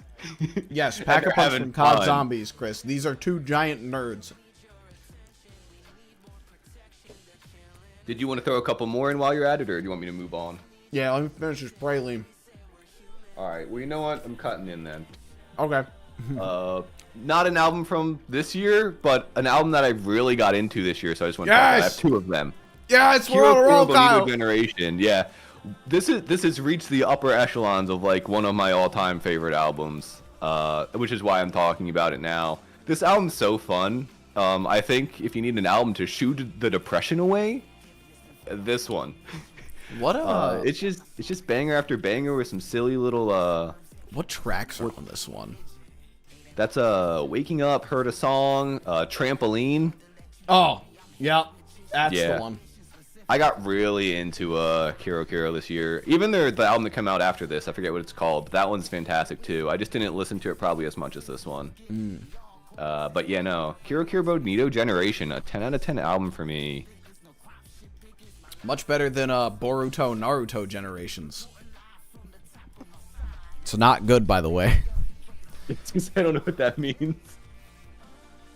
I'm turning my. I don't think my music's that loud. All right. Loud. So I gotta knock out like 10 of these, right? Knock out like 5. All right. Because I'll go with more when I need to. Fair. All right, Brat. That's going in B tier. It was fine. I enjoyed the whole Brat summer bit. And like, there's like 5 good songs on it. That's all I really have for it. It's a fucking club banger album. Club classics, as Kyle and I were saying earlier. Yes. Also, Paul, I gotta send you a song, dude. I found out that Harper, that 13, I think she's 13-year-old who did a song with Reclaim His Roman's stepdad, has an band in there amazing. Oh, that's the wildest connection. That's a wild sentence. Power Pleasure by Crush Plus Plus. I remember liking this a lot. It's a style I really love, but I need to listen to it more, and that's why I'm putting it in B tier. Profiler, it's kind of lame. I hate to be a dick like that, but like, I've heard so much Deftones inspired like metal over the last couple of years that I'm kind of numb to it now, and I think they just caught me at like the wrong time. Like, if I heard this like 2-3 years ago, I'd have been all about it. But I don't know how. Gloom Division, it's fun, it's funky, it's what I expect. Dear God, somebody please let him catch a break. Please let Dallin Weeks catch a break. Start a band with Good People Challenge, level Dallin Weeks. Yeah. Yes, Kiara? I changed, and I'm ready. Oh, you're ready for the big one? Cover it up, cover it up. Can't let him see it, can't let him see it. And then Thanks for Nothing. That's actually the album of a dude that I was, I guess, like briefly auditioning for a pop punk band with. He's like a SoundCloud rapper now. It was fun. It was fine. It's nothing like it's nothing that I'm gonna like go back to out of my own free will, but he had some good hooks on there. It was pretty fun. Like, I enjoyed my listen of it. I wouldn't listen again. I'm laughing at the ad that was directly underneath your camera that just said "sexually active?" ? Oh yeah, something about some virus got to get tested for. All right, I think that was 5.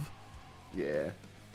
But I'm going to talk about another album that we also talked about this year already, which is Demon Days, Gorillaz. This is my only other one I'm going to be talking about that came out not this past year. Okay, I was going to say, because, like, I exclusively have albums from 2024, and I still got 92 of them.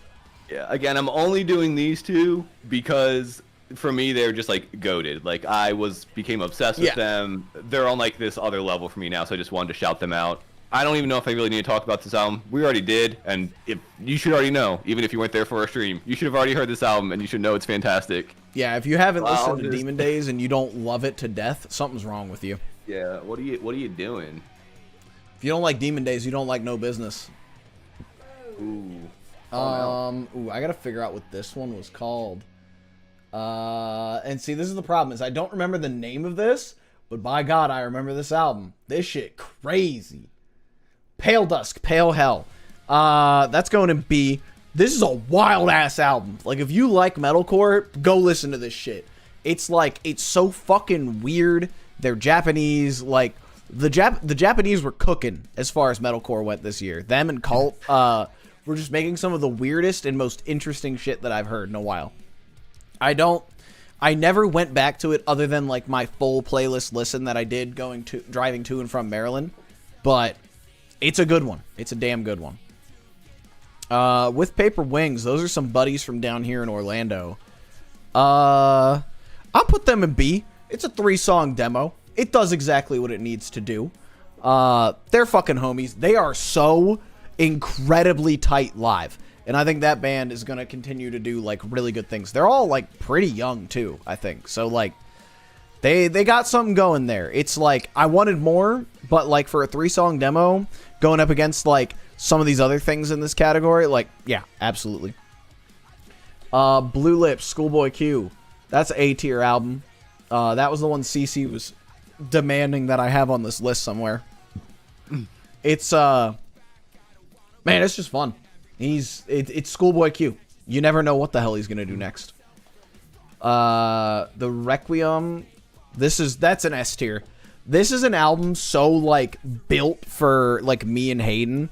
Like, it just sounds like heavier My Chemical Romance. Like My Chemical Romance if they were a post-hardcore band. It's fantastic. Very glad that L'Exquisite Dolaire gets to live another life as the Requiem, and that we got this really good album from them. Downswing EP. I don't remember what it sounded like, but I like Downswing, so I'm putting them in C. They don't make bad music, I just don't remember it. Like, they have the issue of they very much, like, a lot of their stuff sounds the same. Mm-hmm. I ended up just sending the most recent EP by that band, by the way, so it's in Discord. Ah, okay. I can't see Discord. I have Spotify pulled up. And then Longtime Friend Time. This is another one where I definitely remember liking it. I don't remember what it sounded like, so I'm putting it in C. And that's kind of a dick move, but that's what I got. I think that's 5. I don't know. Let's let Kyle go. I've been talking enough. Yeah. I'm going to move on to an album that I know is also on your list, and I want to talk about, which is Clancy, 21 Pilots. Oh, this is interesting. I went back and forth on this one, because honestly, when I first listened, I was a little disappointed, because what we got from the first single was a lot different than what we got for the rest of the album. But Fair. Every time I went back to this album, I kind of appreciated it more and more. I don't know if you can see or read what I have down there for, like, my review and my see score. A little bit of it. Yeah, I haven't updated that since probably I first did it when it first came out, and my opinion's changed a lot. It's grown on me a lot. And first off, no matter what they do, they always have something that for me I just can appreciate in its own right. I think they do their own thing very well, and they found a way to create a really niche fan base and feed into them in a really like good way, like not in like a toxic way, like some fan bases where they're like, oh, buy my $500 thing because you're 13 and you don't know better. Oh no. Anyway, but I mean, even like the artwork being red and yellow, and I feel like that was an intentional callback to being like Trench and Blurryface, because I think what this album did well is combine the very like in-depth, high production value of Trench with the more standard, catchy, pop-centric song structures of Blurryface.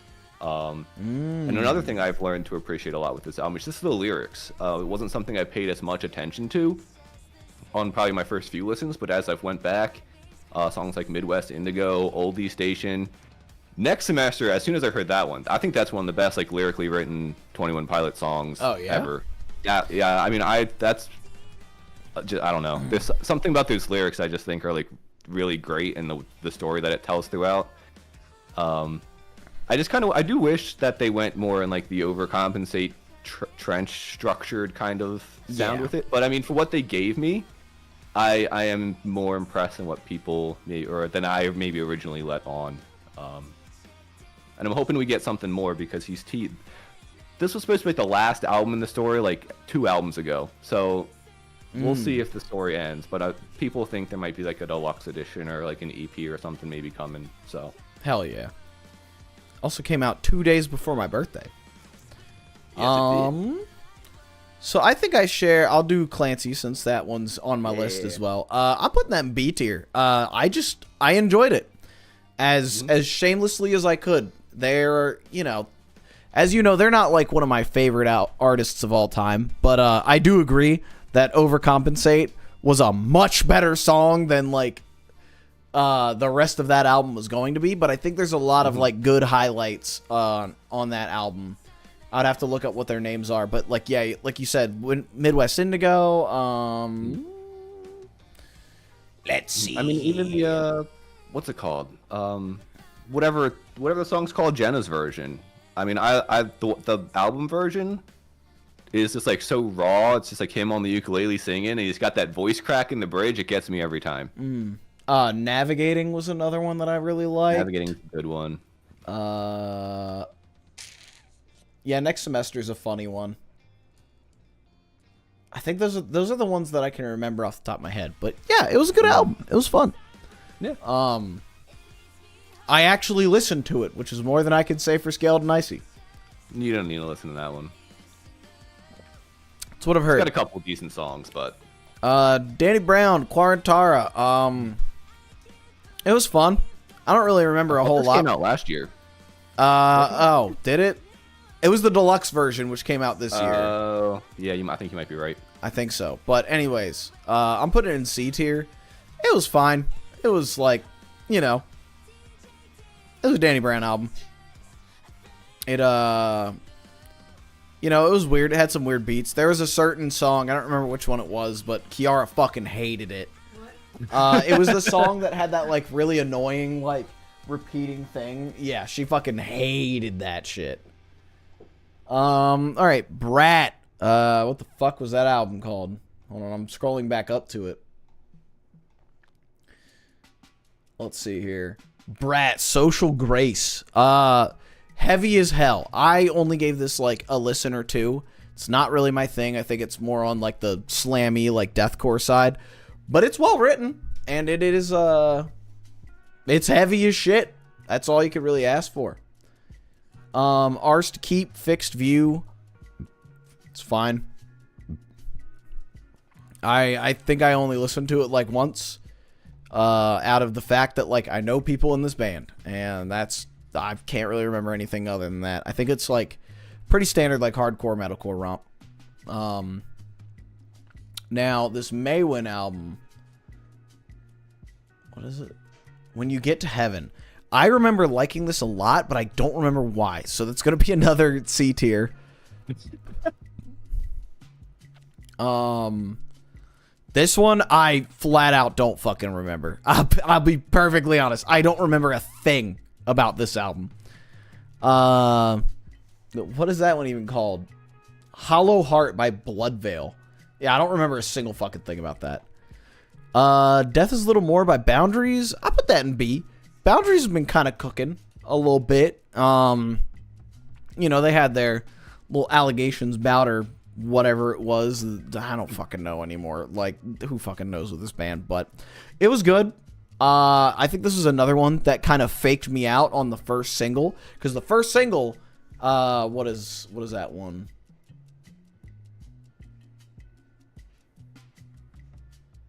Easily Erased. I loved that song, and then I don't think they ever hit that high again, but the rest of the album's good. And then I'm gonna do these two and then turn it over to you, because it may as well be the same fucking thing. Both Cheem EPs, like the same thing. That's the point. Both Cheem EPs, Fast Fashion and Faster Fashion, are going in the S tier. This is some of the best, most creative music I have heard in a very long time. Like, straight up, they, I don't even know how to describe it. They call it new pop, and, like, that's a great way to describe it. I don't know what the fuck I'm listening to half the time. Like, it's insane. It is fucking just, how do they think of it? I'm genuinely, like, jealous of their, like, songwriting and their chops and, like, man, incredible shit. Let me turn it over to Kyle. All right. Oh, no, not an ad right as I'm going to grab my window. Uh-oh. Here we go. Vince Staples, Dark Times. Yes, sir! Yeah, I was never a huge Vince Staples guy. And then this album came out, and this album's fantastic. It's kind of low-key. I feel like it has not gotten enough attention in terms of, like, underrated album of the year. I think this one might be it. I know it says must-hear album here, but I feel like no one's really talking about it from what I can kind of hear when people talk about their favorite albums. And it's a really solid album. I think and this comes, you'll see. This album for me was stacked. There was, like, some of the best music ever this year. If not, this might have been in my top 10. Like, it's a very good. That's like rap album. Yeah. Rap, hip hop, the boom bop. Yeah, it's just another attempt to make the voices stop. Oh God, you and I were going very different. I was going Doechii, and you were going 21 Pilots. Oh, we're bringing up Doechii. We will towards the very end of this, for me at least. I'll bring up Doechii. Yeah, hell yeah. Yeah, no, I loved. Let me go find that one. Dark Times. That's probably going in the A tier. The only song I even need to put this in A tier is AOTY, because what a fucking song. Oh, that's just... my buddy Hayden, who's from New Orleans, was just like, that man made a better bounce song than a lot of people in New Orleans have for, like, years. And, like, it's real good. Yeah, Vince Staples' Dark Times, that's an easy A tier. I don't remember much other than AOTY, but, like, I remember liking it. So it's going in the S, or the A tier. Alpha Wolf, yeah, that's an Alpha Wolf album, alright. That's going in C. I don't think they did anything that impressed me. It's the same thing that they've been doing for a while now. It works really well. They had a song featuring Ice-T, where he basically was just a hype man for, like, a minute, leading into a breakdown, which is cool. But, you know, they're making good new metalcore. I can't really, like, knock it or anything. It's just, like, I've heard this before. We Like That by Future and Metro Boomin. I'm gonna put that in B, or no, it's We Don't Trust You, I think is the album, right? I couldn't tell you. But, all I know is that the Kendrick feature carried that album a little bit. Oh shit, I forgot my Old Drummers EP. That's fine. Hold on, let me see if I can find that, if I can get an image download for that. It's We Don't Trust You. You were right the first time. Yeah. Unless that's not what you said the first time. I don't remember what you said the first time. Downloading this image off of Deezer. I'm in the deep web. How many albums do you have? Because, like, the more I'm looking at my list, the more I'm finding that I might want to talk about more. I got a lot, brother. Okay, so I might be intercutting a bit more then. Alright. Anyways, back to the desktop. Because I'm going to keep going down this list in order. Elevator by Devin. That's the old drummer of Dead Weather. It's a fun little, like, pop album. I am more impressed with him every time he puts out more stuff, because like I only ever knew him as a drummer, but he sings, he writes everything for this. It's fun. It's a cool little, like, I think it's like 3-song EP. Yeah, We Don't Trust You, that goes in there purely for the song Like That, featuring Kendrick. You know, the real beginning of the beef. Yeah. Cure by Era. Yep, that's an Era album. I have not ever really been that big of a fan of Era style. They do it very, very well. It's just not something I like. It's just not something that does anything for me. Neck Deep, self-titled. That's also going in C tier. It's fine. It's neck deep. What can I say? Liminal by Belmont, though, that's a definite A tier album. Like, another one where they just took what they did, they combined it with new metal elements, like it's a new metal pop punk fusion, and they go crazy with it. One of the songs played earlier, and it's the one that has the fucking right before the breakdown, it has the Mr. Krabs going, "Hello, I'd like you to play that song again," and does like the bee boo boo bop boo boo bop. You know, Kyle. The one. Yeah. Sorry, I was blowing my nose off camera. Oh, okay. All good. Yeah. But yeah, Belmont, good ass album. And then I'll do Skin to Skin by Amira Elfkey for the last one here. That one's also going in B. Very, very well written. Cool, like it's basically woman Deftones, and that is a compliment.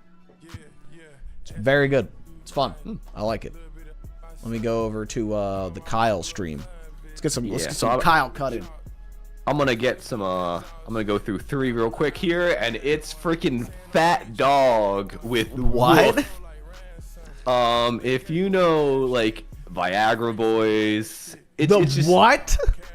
You don't know? Oh my god! You're just putting words together. You're just putting words together.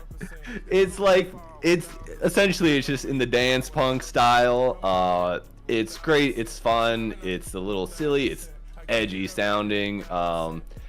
And there's some bangers in there. Only complaint, I do think the album, and again, this is their debut album, so I think for what they did on their debut, they did a great job. But I think it is a little one-dimensional. I think finding ways to vary the songs up a bit more. But I mean, the opening song, yeah, I mean, all these songs are so much fun to listen to, and the opening will get you hype as anything. It's so much fun. I've added this one as it's one that I have not heard before. Yeah, you gotta check it out. Yeah, I've made my Kyle 2024 playlist like I had my songs from Kyle's. I think I had songs from Kyle's 2022. I don't know if I did one for My last year. GF says hi. Okay. Because I think it was 2022 the year with like underscores and. No, that was last year. That was last year? Okay, so that was so that was 2023. Yeah, then I had that. Your girlfriend says hi. Hi, Cece's girlfriend. How y'all doing? Hi, Cece's girlfriend. All right, I got 2 more. I'm gonna swing by real quick. On Mr. Krabs impression, Kiara. Come on. This one we have Godspeed You Black Emperor with Godspeed You Black Emperor nerd title as of 13th of February 2024. 28,340 dead. Free Palestine. It's a rock album. And it's a beautifully done album. Holy shit! As Godspeed You Black Emperor does, and yeah, really great. And then this one, it's like what if jazz gave you a headache, but also it wasn't like jazz, it was just a headache. But it's really cool, and the album art's really pretty. And there's like this, what song is it? What is this one called? I wanna download this. You're gonna have to look at that because I can't pronounce that. I need you to move your face cam. It's covering it. Oh shoot. I didn't even know that was an issue. Oh no, hold on. There, I'll put myself there, I guess. There. I guess I didn't have that laid out That'd be crazy. very well. It's crazy. Yeah, so there's Fat Dog, Woof. I guess since I was blocking the thing, I'll run through these real quick. Godspeed. Oh, long titles I'm still blocking. This is awful. What am I doing? I'll go down here, I guess, then. Retransition. I'm moving all around. I'm like the enemy boss in a 2D platformer. But what song was it? I'm sorry. Kiara, Gone with Kid Fresno. Kiara and I They were, just got like this. Fan? Yeah. Is that a word? I don't know. Kiara and I are trying to do the Wordle. Sorry. Oh, you're good. But yeah, Gone with Kid Fresno. It's got like this insane beat, and he just kind of like raps on it, and it's one of the most like interestingly jarring things you'll ever hear. And that's it for those three. Paul, back to you. I've found weather. the album. After much searching, we've added it to the Kyle 2024. I did Yes. add all those, right? Yeah, I added the Godspeed You Black Emperor to that as well. Figure I'm in. Fucking stupid. Yeah? Yeah. Why didn't I think of that? I don't know, you looked at it longer than I did. That's fair.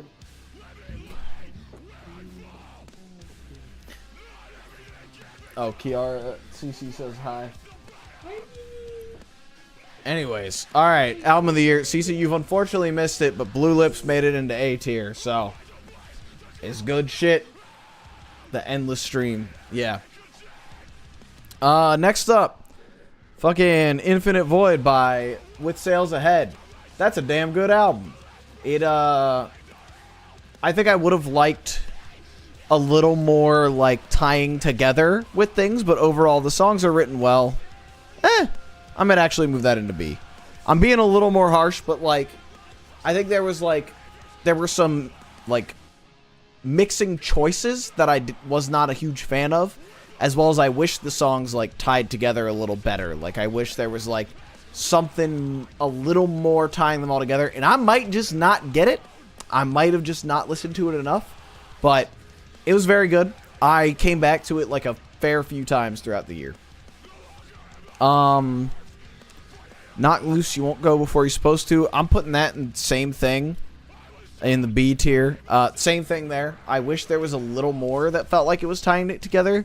They had a lot of repeating lyrics. They had a lot of, like, it was very, very dark, very heavy. I liked it a lot. Obviously, like, Suffocate by Poppy is, like, or Suffocate with Them and Poppy is good. I think it was...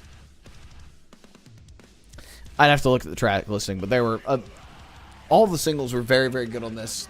Slaughterhouse 2 was awesome. You know, they did good. Yeah, Suffocate's an amazing song. The Bummer Hill album. That one, I'll put that in B as well. You're going to find me putting a lot of stuff in B, which is like, it was good. B for Brat. Yeah, B for Brat. That's what I'm saying. Listen, if I put your album in here, you're as good as Brat. You're as good as Knocked Loose. Like, come on. That's pretty good. I don't remember the ending of that album, and I think that's another reason I'm not, like, super sold on it. However, the Bummer Hill EP album, I think it's like a long EP. Very, very good. Pretty cool little emo album. It's all I really got for it. Like, they got, like, one little, like, hardcore song there. Danny Brown and C, Criminal. I don't remember shit from that album. It was fine. There was a song that Kiara absolutely fucking hated, but that's the only thing I remember about it. C for Kiara. Talking about that Danny Brown album again. Like Moss the Flames album. I unfortunately, I gotta put that one in D. Like, I don't remember anything about it. It's a Like Moss the Flames album. I'm sure I could tell you exactly what it sounds like, but there was nothing on this thing that jumped out at me. And just like... I'm glad that they're back to doing heavy music, but I would have to listen to that again to rank it any higher. I don't really remember it. I wasn't vibing with the Like Moss the Flames album. I'm glad I'm not alone. And I don't want to be cruel to them, because, like, I'm glad they're making heavy music again. But it's, like, it's just fine. New DVI. Man, it's new DVI. Of course I love that shit. Put that in the A tier. I wish they did more songs with vocals, because Perpetual is, like, an all-timer of a fucking song. I agree, I wasn't a huge fan of that album. Yeah. But yeah, I liked the DVI album a lot. I wish they would do more songs with vocals on it, because Perpetual is, like, an all-fucking-timer. But yeah, it's just good. It's a lot of like very video gamey sounding shit. I don't know if I'm in the minority, but I really prefer the last album over this new one. I think everybody just prefers the Dream is Dead singles, and like that's all you really need from like Moss to Flames. I am a minority already, so I don't care if I'm a minority about the album. That's fair, CC. Your voice is tinning out in that can there. Anyways, Bring Me the Horizon album. I put it in B. I put it with the rest of the crowd here. I mean, it's good. There's some like very, very catchy songs on this thing. I definitely didn't like it as much as their first Post-Human. But there's some good songs, some very, very catchy songs on here. There is one that sounds like a Weezer song. I don't remember what it's called, but I'm just curious if you know what I'm talking about. I do not know what you talk about. I didn't vibe with that either. I like some of them, but yeah, part 1 was a lot better. They straight up copied a fucking Mood Ring song on this, and I will not forgive them for that because Mood Ring is a fucking amazing band. Lost Trees Hallucinate. My bias of these being some of my best friends wants me to put it in the A tier, but I don't think I liked it that much. I think I'm gonna put it in B. I think, this feels like what they should have been doing all along. But it's a good collection of singles, and they are finally making the style of music that I think they really enjoy, and you can hear it in the music. And I think that's, like, very important for them. Important. Wilt Weather, Yellow Wallpaper. That's an A tier. It's dark, it's heavy. There seems to be a, like, very, like, cruel connecting theme. Yeah, I do agree with you, CC, on the Bring Me album. Like, some of those singles were like a year and a half old, and they're still on the album. Like, they rolled that shit out over like 2 years. It's kind of a crazy release cycle. Yeah. But yeah, Wilt Weather, really good EP. They've said that this is kind of like the end of this era of Wilt Weather, so I'm very excited to see what they do next. We played with them July of last year. Very awesome band. Very cool. And then I guess the last I'll do before I turn back to you is the first Kanashi EP. I'm putting that bitch in A tier. This is a return to form for Kanashi. I'm very glad to have this Kanashi back. I'm glad to have heavy Kanashi back. It had been so long since they had put out music, because like we got Lemon House in like 2020 or 2021, and then like it took all the way until 2024 to get the 2 EPs that they put out this year. But I think if you combine both EPs together, it makes a very, very cool, compelling album. But this one alone, it's an A tier. I think this is the better of the 2, and I will leave it at that until I get to the other one. All right. I'm going to start off my little run here with Grande Mahogany as Grande as. Oh. I hope I'm pronouncing his name right. And I have to be honest, I don't remember. I remember I really enjoyed this, but this was in February 9th, the really early album from this year. But the main reason why I want to talk about it is because there's like one little ad-lib line where he goes, "He's literally made out of mahogany." And for some reason, it just makes me laugh every time. But it's a really fun, like little like psychedelic rock album. So yeah, that one. This one. This is one of the worst albums I've ever heard. Falling in Reverse, Popular Monster. Why did you listen to it? I don't know. Kyle, I'm about to mute you for even listening to that. That's crazy. Yeah. It's honestly though, I'm shouting it out because it's so bad it's entertaining to listen to. It's laughably bad. It's like one of those like movies you put on with your friends to laugh at. It's that. Oh no. But moving on quickly from that, the Lemon Twigs, A Dream Is All We Know. Do you like pop rock that sounds like it's from the 60s and 70s, like the Beach Boys and the Beatles? If so, listen to this and fall in love with it. Again, this is an album that for me could be in my top 10 for the year, but this year is so stacked that unfortunately it wasn't. But I mean, my golden years, Dream Is All I Know. My favorite is How Can I Love Her More, probably on here, but there's so many amazing cuts on here, and it has like such a classic vintage throwback sound. It's awesome. Next, Cece said she'd since you rather brought up- dig her eyes out with spoons than listen to the Falling in Reverse album, and I gotta concur. I No, don't know yeah, why that's you would fair. do I that to don't- yourself. I listened to it once just for the sake of doing it, and yeah, it's the lyrics are awful, and it's hard to get past anything Ronnie Radke says. But there's Yeah. something about it that you just kind of laugh at him, and then you never listen to it again. Yeah. I just had to hear it with my own ears to hear how bad it was. That's really all it was. Also, Chris, Kanashi is not the band with Rio from Crystal Lake. That band is fronted by like a 300-pound black man named Peter Rono, and that's the fucking goat. That Peter Rono is my goat, my personal goat. Nobody doing it like him. Oh, Gnosis, gotcha. Cece right. said, "Fuck yeah, he is." Peter Rono is the goat, undisputed.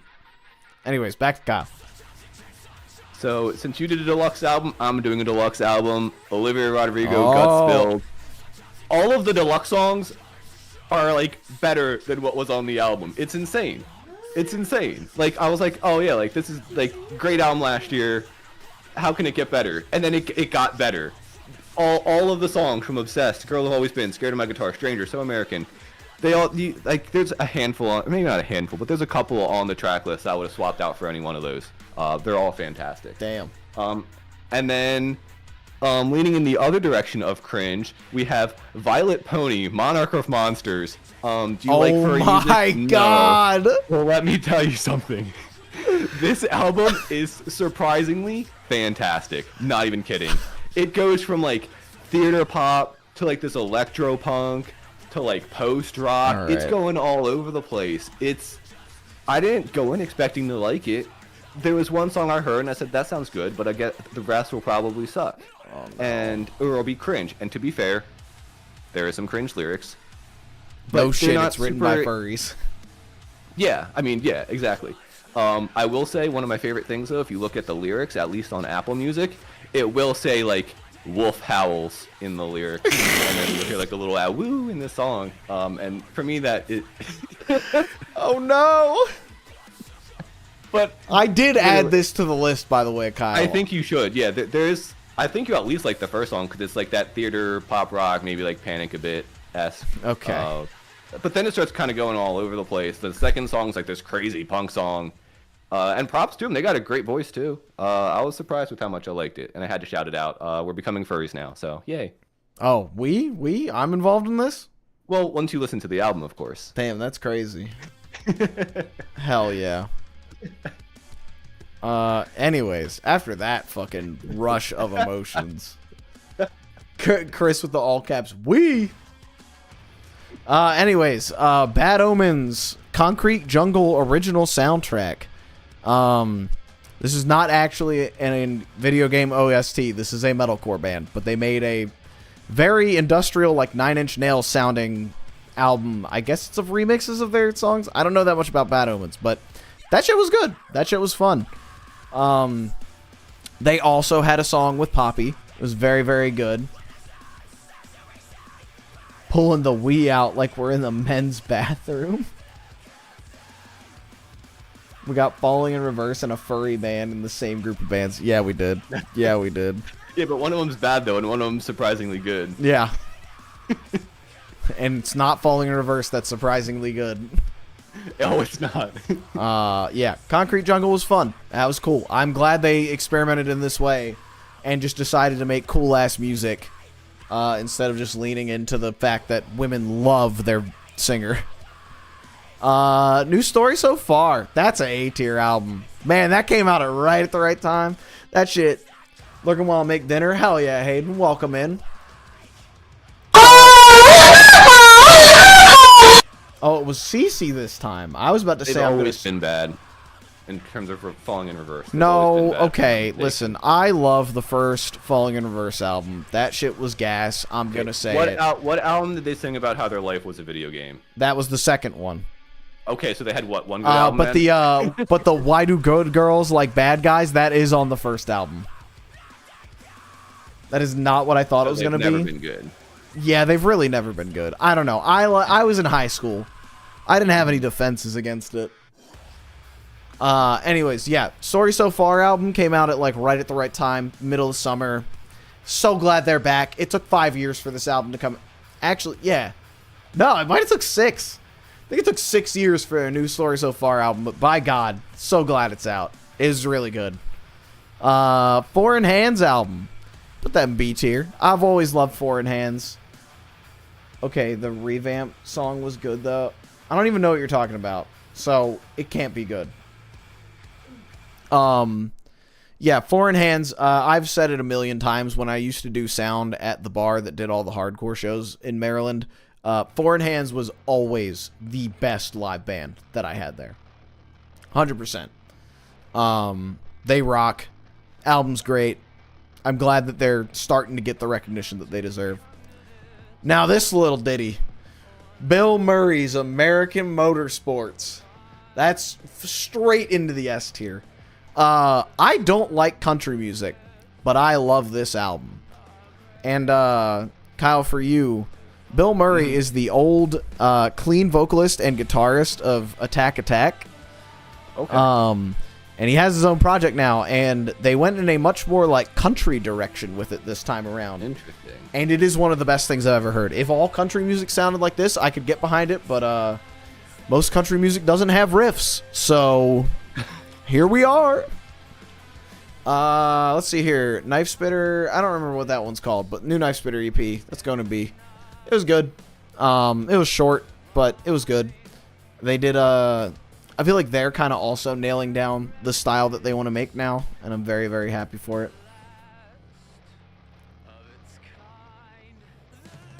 They did a... Stop talking about Falling in Reverse. Chris, I'm going to time you... Yeah, Chris, I'm going to time you the fuck out if you keep talking about Falling in Reverse. You should have never did this. I did it as a bit. I thought it'd be funny to pop this little mugshot up. I regret it already. It was funny for like 2 seconds, and then I threw up in my mouth a little bit. Yeah. Don Toliver, Hardstone Psycho. That's also going in D tier. I could not tell you a fucking thing about this album. I like 2 songs by him, and I love his voice, but like that's all I got. This is another S tier. Coup de Grace by CqBwAfFlEs. Man, what an album! The trans girls were cooking this year. I tell you the fuck what. This is what I've wanted out of CqBwAfFlEs for like a long fucking time. Like, it's a beautiful album. It flows perfectly. They've got all the little like skits and interludes and stuff. This is an album that is an album's album, you know? CqBwAfFlEs is one of my album of the year picks. It's up there. That's all I'll say for now. I'm not gonna give it away too early. This one's called Bottom Surgery, and that shit was bad. I don't think it was actually bad. I just don't think I like that style. I think it was like in that cybergrind style. Oh, did you time him out? Thank you, Kiara. I was just telling you what I was talking about. I didn't say they were good. Anyway, good songs and shit. Yeah. Whatever. No compliments are allowed at Falling in Reverse ever. Yeah, like I love Blind Equation. I don't really understand what they do, but at least like I can tell that they're writing music. I did not like this at all, and that's probably the only reason I have an F tier here, because I don't think anything else makes it that far down. The Crucible of Life by the Home Team. That one's an A tier. This one very early on I thought was going to make an S tier appearance. With singles such as Brag and Loud. But those I think are the best songs in the album. There wasn't really anything else like hiding in there. They were very, very, like, a lot of the album's very samey. It's all good songs, but it's very, like, congealed and samey. Fucking Texas Technician by That Mexican OT. I'm putting that in A tier. That's just some fun shit. That's some fucking... that's some rap right there. Twisting Fingers. Oh, beautiful shit. Hayden said the Home Team was S tier for me. That's fair. That's very fair. Trying to see if there are other albums that you can see. Love Us Some Mexican OT. That man was going crazy with it. That was some good shit. And And then fucking Bando Stone by Childish Gambino. I put that in B. There were some good little songs on that. There were some good little ditties. I don't think it's... He's never going to make anything to me that stands up to Because of the Internet. And I don't even know if he's... I don't know if that's the point. But it was fun. It was good. I liked it. Yes, Childish Gambino put out 2 albums this year, actually. You did. I've got another one a little bit further down the list. That instrumental album that he released in 2020, I think 2021. Yeah, he put finished work it. to it. Yeah. Yeah. Let's go back to Kyle. I feel like I've been talking for a while. Yeah, I got 1, 2, 3, 4. I got 5 right here. All right. And then, I might have to wow still. But anyway, so this one, Jamie XX in Waves. It's like electronic dance music. There are some fantastic bangers. There's some club classics on here. Did you bring it over, Kyle? No, I didn't. Jamie XX in Waves. This album's awesome. What was it? Treat Each Other Right, Baddie on the Floor. I mean, even Breather, All You Children. The album's great. It's awesome if you like some cool electronic music. Up next, Shoo Shoo, 13-inch Frank Beltrame Italian stiletto with bison horn grips. I saw them in concert this year, and it was absolutely fantastic. This album is probably their most accessible that they have. So if you want to get into Shoo Shoo, this is the entrance ramp right here. It's much more psychedelic rock based, as opposed to the other stuff, which is more just like noises. But yeah, no, there's some great songs on here. And it opens with like an awesome, I don't know if you could call it a ballad, but for the sake of Shoo Shoo, I guess I'd call it a ballad. Nice little soft song, and then goes in. Anyway, moving on. Yeah, my Next, chat we was got- saying the only song I know by Childish Gambino is Bonfire, and then also This Is America type beat. Bonfire is like 10 years old, at least. It's more than that. More than that, maybe like, 15, I don't know. It's next year it'll be 15, I think. Oh my goodness. Dude. That's awful. This year fucking Because the Internet turns 12. That's crazy. Oof. The clock don't stop. Demon Days turns 20. Ooh, yes it does. And Resident Evil 4 Yeah. turned 20 the other day. Shout out. From Under the Cork Tree turns 20 this year. 2005 was a year, I was gonna y'all. say, isn't this one of your favorite year, or isn't 2005 your favorite year? I think 2005 might be the best year of all time. I think so. I Need Some Rope, Take Me Home. Oh. That might have been lyrics in this song. Oh, God, I'm so fucking old. Oh, okay, that's what it's in response to. Yeah. That's real. Anyways, But, Aurora? Yeah. Aurora, if you don't know, because I didn't know when I heard this album, apparently this is the band that did Into the Unknown for the Frozen 2 soundtrack. Which I'm not sure, I've probably heard the song on the radio here and there, but I've never really paid attention to. But I was What's really that? surprised with this album. Brother, didn't Brendan Urie do that shit? I mean, I think he was the featured vocalist on it. Maybe they did, like, the instrumental? Let's see. Or did they just... Am I making stuff cover up? it. Let me just Google. yeah, hold on. The Unknown. Maybe they did just cover it. Into the Unknown. Oh no, so, by Aurora and Indiza Mendel. I What? think Brendan Urie covered it. Well, No, yeah, 'cause that would he's- make sense. 'Cause they would Yeah, need a he's girl on vocalist. he's on the soundtrack. But they would need it because I'm assuming this lady sings it, and can't imagine Brendan Urie voicing her. I don't disagree. However, he's definitely on the official soundtrack. He was playing that shit at Panic at the Disco shows. Oh. They Now did the that you music. said Okay. that- Hayden said they did the music for the movie. I think Panic did like the whatever. I don't know. It was yeah. an officially commissioned cover. Promotional. Yeah. But yeah, anyway. Yeah, really cool like pop album. It's a little long, but it's one of those albums that you listen to and you just kind of like drift into, and then all of a sudden you just kind of go, wait, this song's banging, and then like a few more go by and you're like, this song's kind of banging too. Like Some Type of Skin. Let's see if I can even remember the names of them. Starvation, I know. I know there's a handful of other ones that I end up really liking. But yeah, no, great like little alt pop record. And then where'd my other one go? Hold on. What the heck? Here it is. I got two more actually.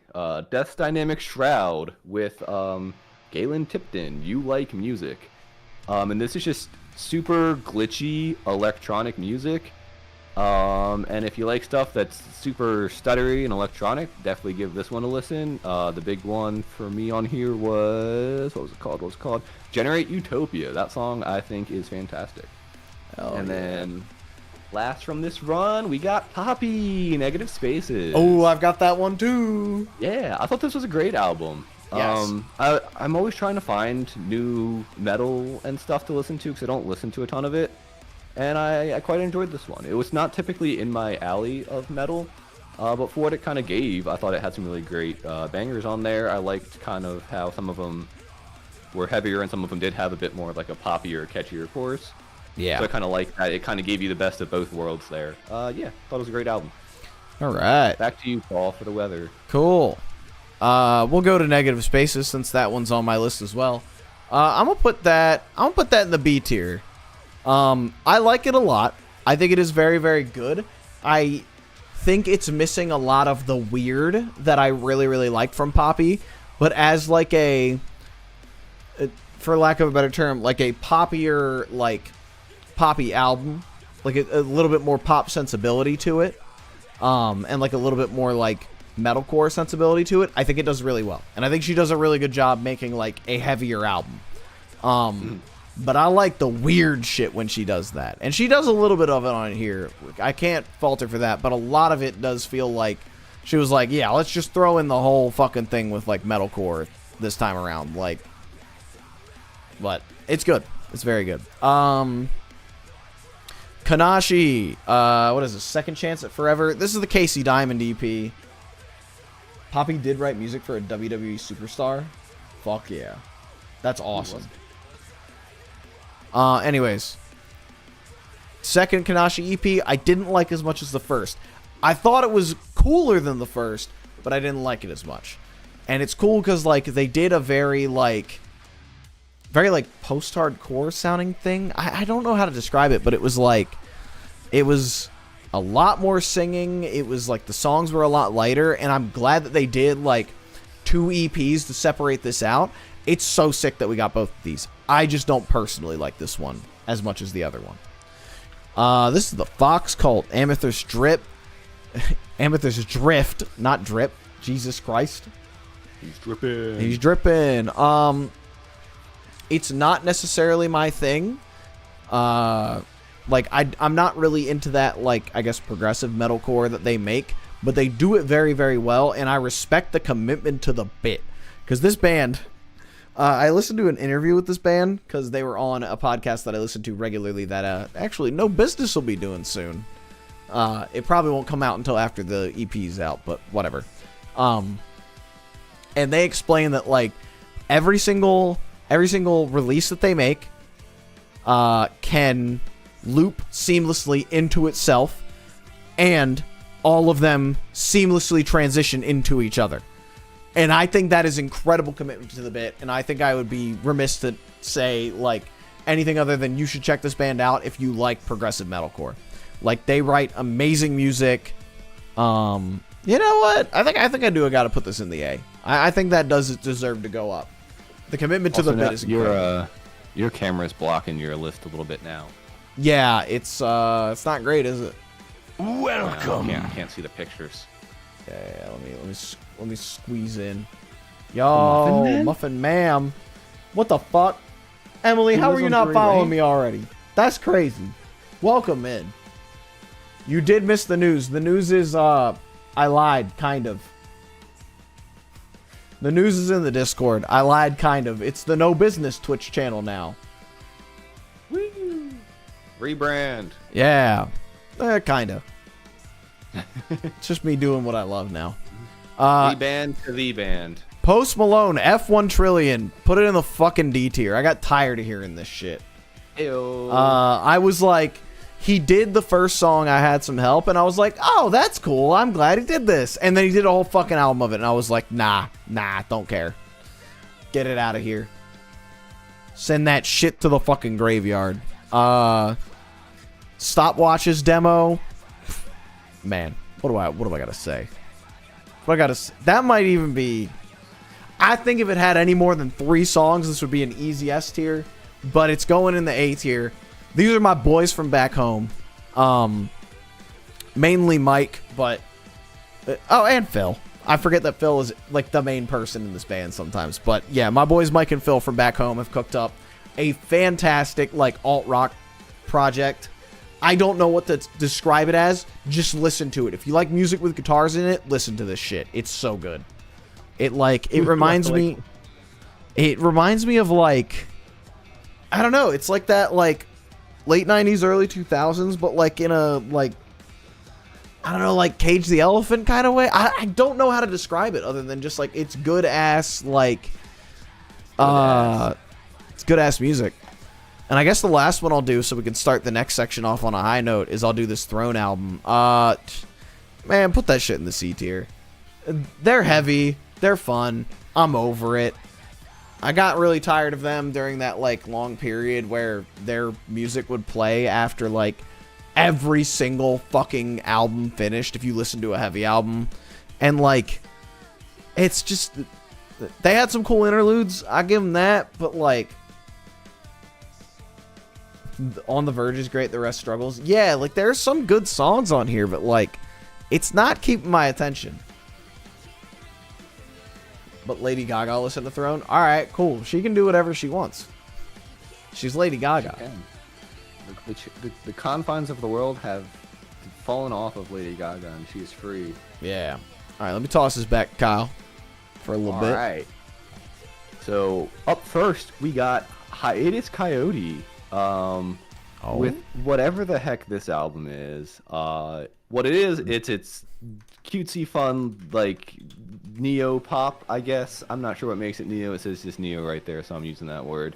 But it's got BMO is Beautiful, which features the voice actor of BMO, or actress of BMO from Adventure Time, singing on it, which then transitions into their song Everything is Beautiful.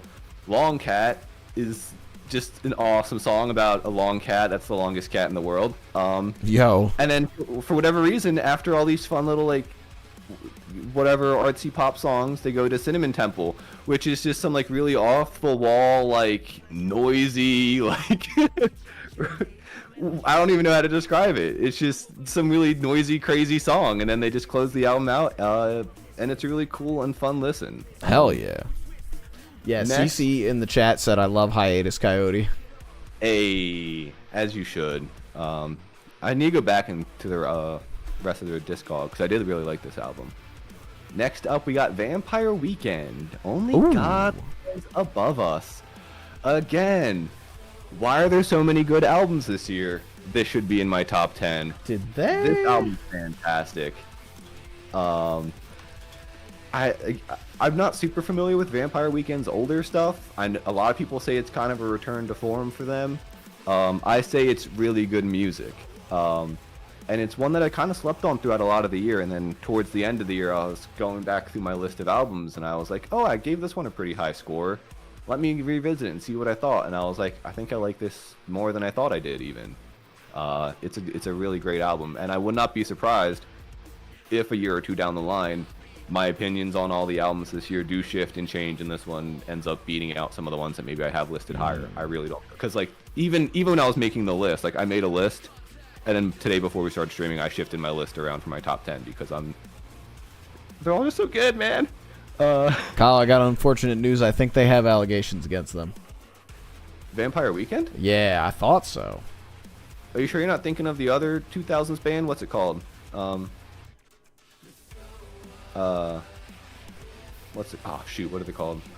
I don't know. I'll look into it when we go back over to your turn. Yeah. But my thought in terms of the 2000s classic bands is oh my gosh, what are they? Whatever. I'll figure it out later. But I'm switching over to 2 EPs real quick. And these are some of the best. Like, again, if these were albums, they'd be on my top 10 list. But this Frost Children and Haru no Mori EP, incredible, mind-blowing.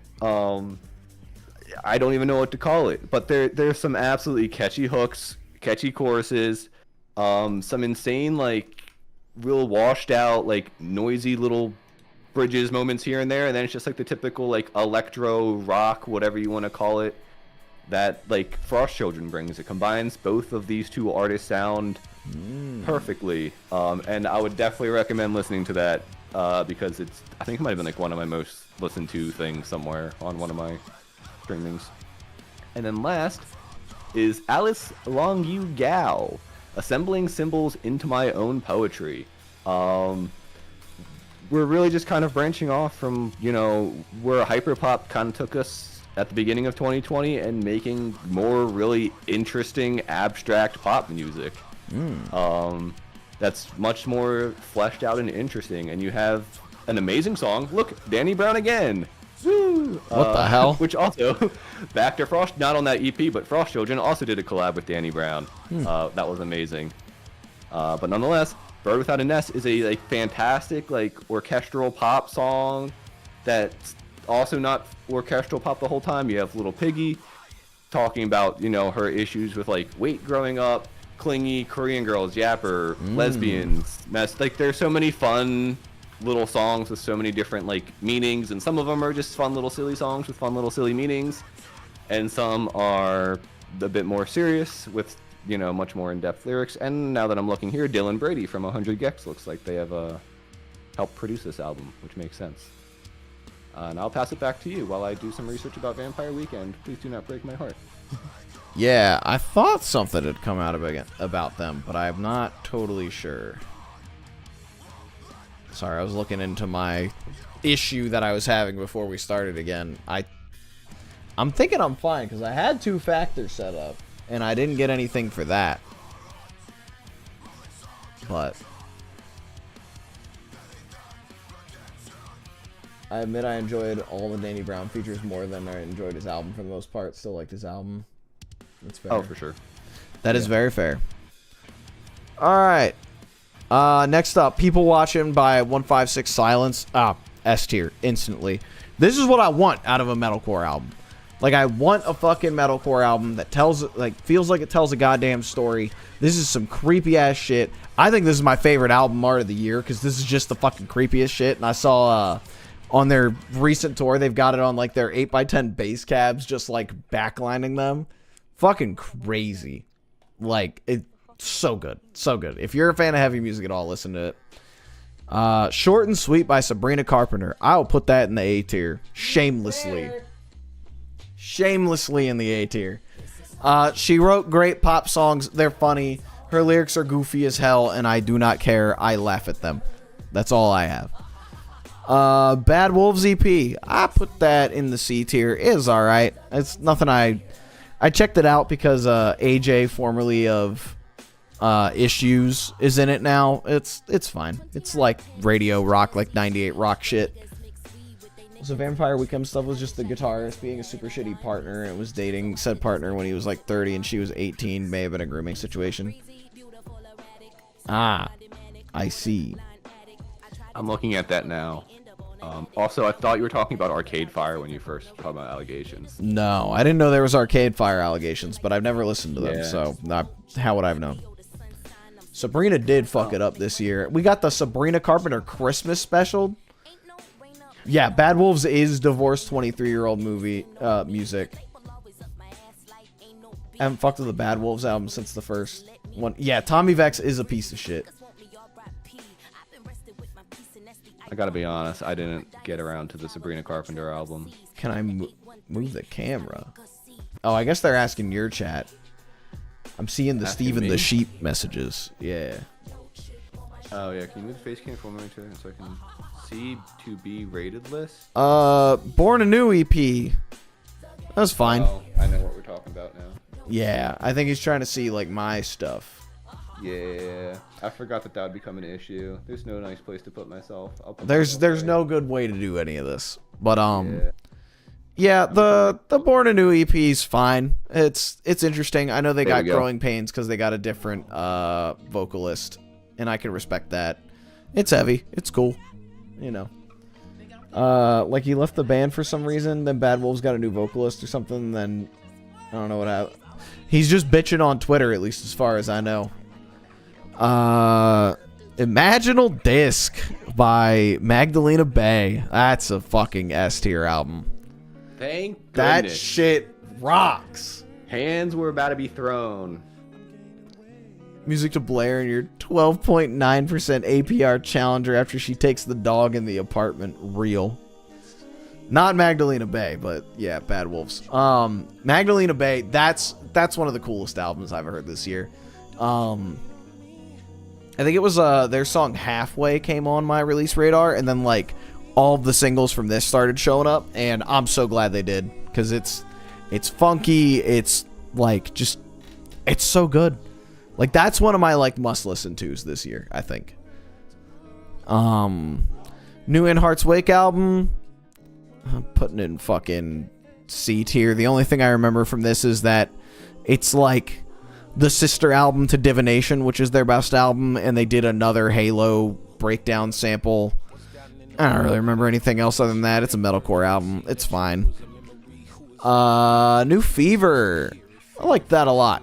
The New Fever Can you 333. sweat that fever out? Let the fever out.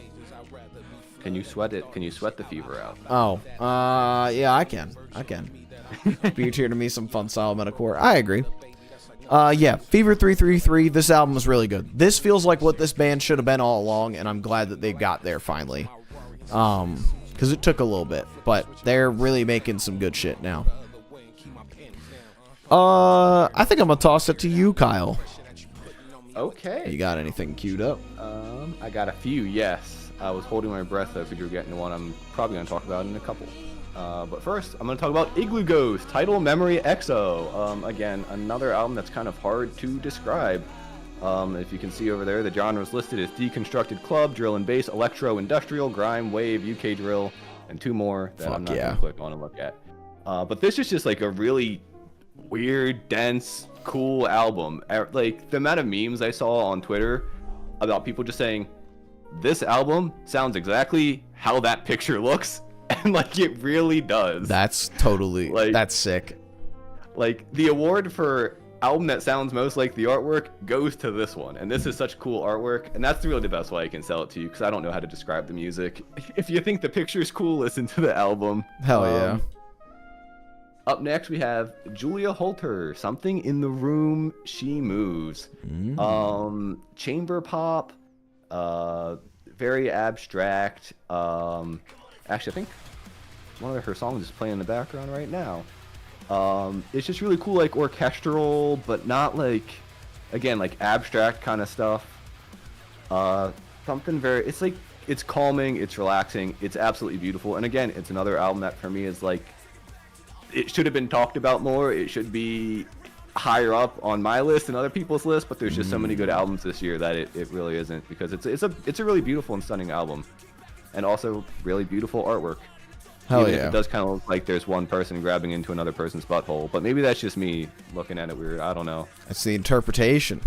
Yeah, it's that's art, man. Art is up to the interpreter. Next one, a lot more easier to describe. Justice, Hyperdrama. Just some really great electronic music, some great beats, more club bangers. You got Tame Impala on two of these songs. Oh, Thundercat. I forgot Thundercat was on the end. I mean, the first two songs are, just, I think, my favorite, honestly. Hell It starts yeah. off so strong. Never Ender and Generator go so hard. This album's great. And then last but not least, and you better be careful what you say after I talk about this album. Big Ideas, Remy Wolf. Yo! I love this album so much. First off, came out on my birthday, plus a gazillion points. Shit. Yeah. Second off, Cinderella, Soup, Motorcycle, Toro, Alone in Miami, Kangaroo, Pitbull, Wave, like every single song is fantastic. It's just one of those amazing like alt pop, pop rock, whatever you want to call it, records, and her voice is amazing. Yeah, it even made me go back and listen to her old album from 2021, I believe. And I listened to that one back then, but I appreciate it so much more after listening to this. I'm seeing her in April, and I am so excited. Oh yeah, she is going on tour. I don't think she's coming to Florida, which is tragic, but whatever. She'll be in the DC area, so that's where I'm going. Seeing her at what's it called? Yeah, it must be nice living near like 3 major cities that aren't in Florida. Oh, it's nice. Yeah. But those are my 4, and I'll pass it back to you for the weather. All right. Well, we'll go with big ideas for me next. I think I gotta agree. I think that is an S tier album. That's just some good ass pop music. I think these two are kind of like my pop for the year, like between Magdalena Bay and Remy. Yeah, it's fantastic. It's banger after banger. Toro, I think, is probably my favorite after that. Cinderella is also incredible. Like, it just rocks. Got It Out, Cat and the Hurricanes. I'll put that in the B tier. It's like some, I guess you would call it like pop rock, something like that. It's like, it's good. It's fine. I got nothing against it. It's pretty fun. Now, the Shock and Awe EP, I'm putting them in the A tier. These boys, gotta pop in the got a shower and pop back in before bed. Hell yeah. Taylor Listen Swift in the shower. Don't be a coward. True. Taylor Swift in the S tier when? Never. I don't listen to Taylor Swift, Chris. Maybe if she made a good album, we talk about her. That's real. That's real. Anyways, Shock and Awe. We've played with this band a couple times, and like they're so fun. They like. I'm glad they have an EP that sounds good finally, and like, you know, they're just awesome. They're cool dudes. They were actually at like one of the first No Business shows, the one that we infamously started playing at midnight. And yeah, just cool dudes, good music, sounds good. What is this? This is the Straview album. I don't remember nothing from that. I remember that it's Straview. I don't remember shit from it. Sabella album. We waited like, what was it? We waited like 6 years for this hoe. And it's too goddamn long. I'll be honest. It's too long. It's too long. There's nothing that stands out. And like, every track is just named what number track it is. What am I supposed to do with that? Count them. Was that the one with the sweaty dude in the white tank top that went over by like 30 minutes? It would not surprise me. Oh, the No Business show? No. That's a whole different band. Very, very different band. No, Shock and Awe is a very, very good band. They're the like hardcore band that always plays shirtless, all 4 of them. And the vocalist uses a megaphone sometimes. Better Lovers. That's a hard one to place for me.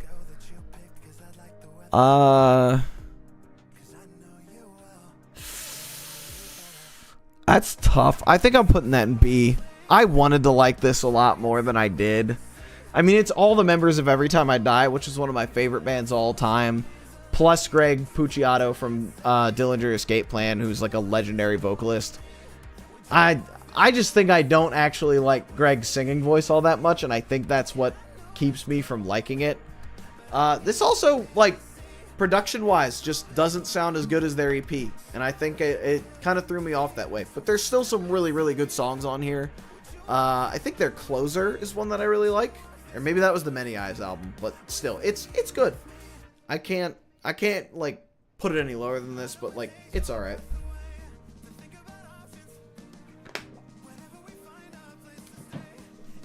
Chris, I think I would fuck with Dillinger, but I never really listened to them. And I think that's another reason I haven't gotten as into this.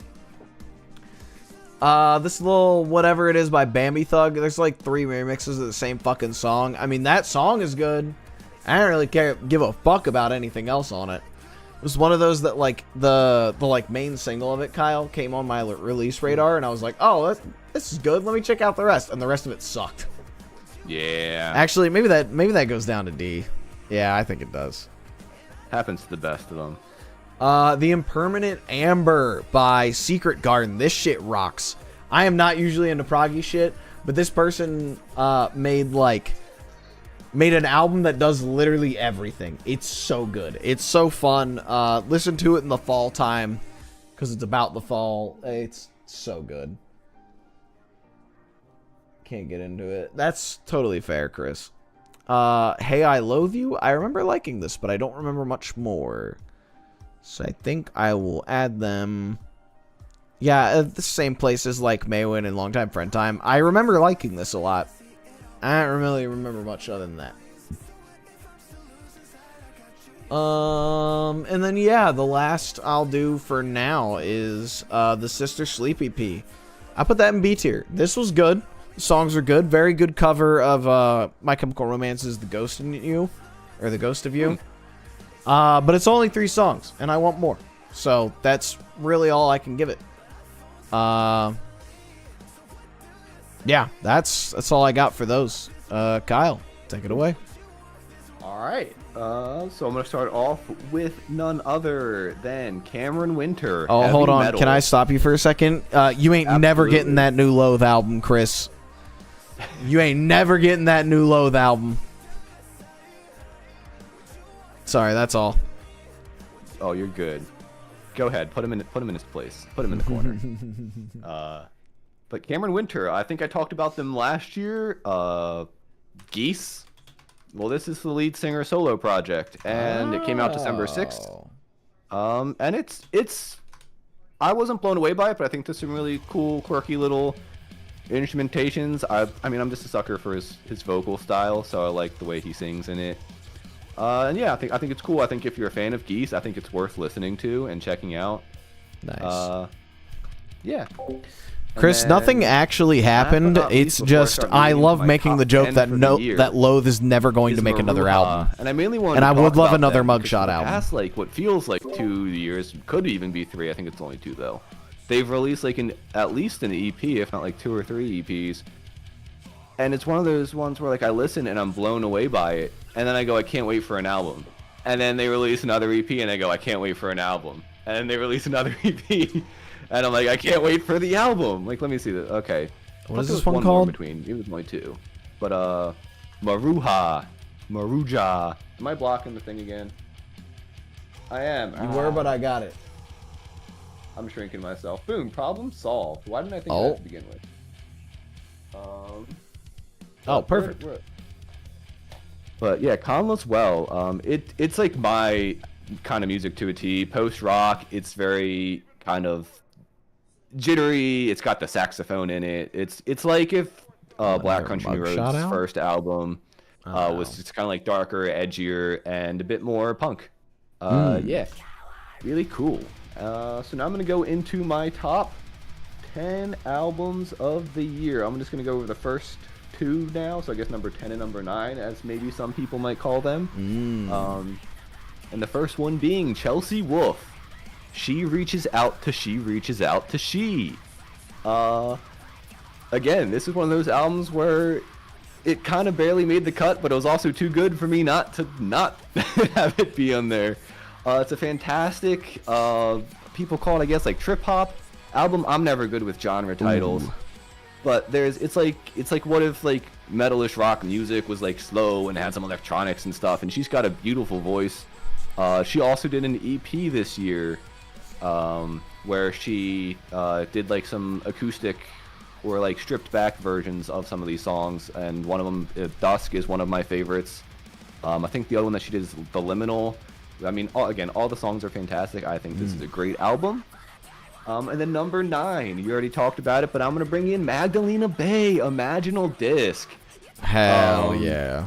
Since you already talked about it, I'll keep it short and sweet, but I think the best way to describe this album, which is cliche to say because the cliche thing when reviewing music is to say it's X thing, but then also the opposite, but literally it sounds retro but also futuristic at the same time. Yes. Like, it is the most of that kind of compliment you can give it, where it's one thing but also the opposite. It is that. It sounds like futuristic movie on a VCR. It's insane. It's awesome. It's fun.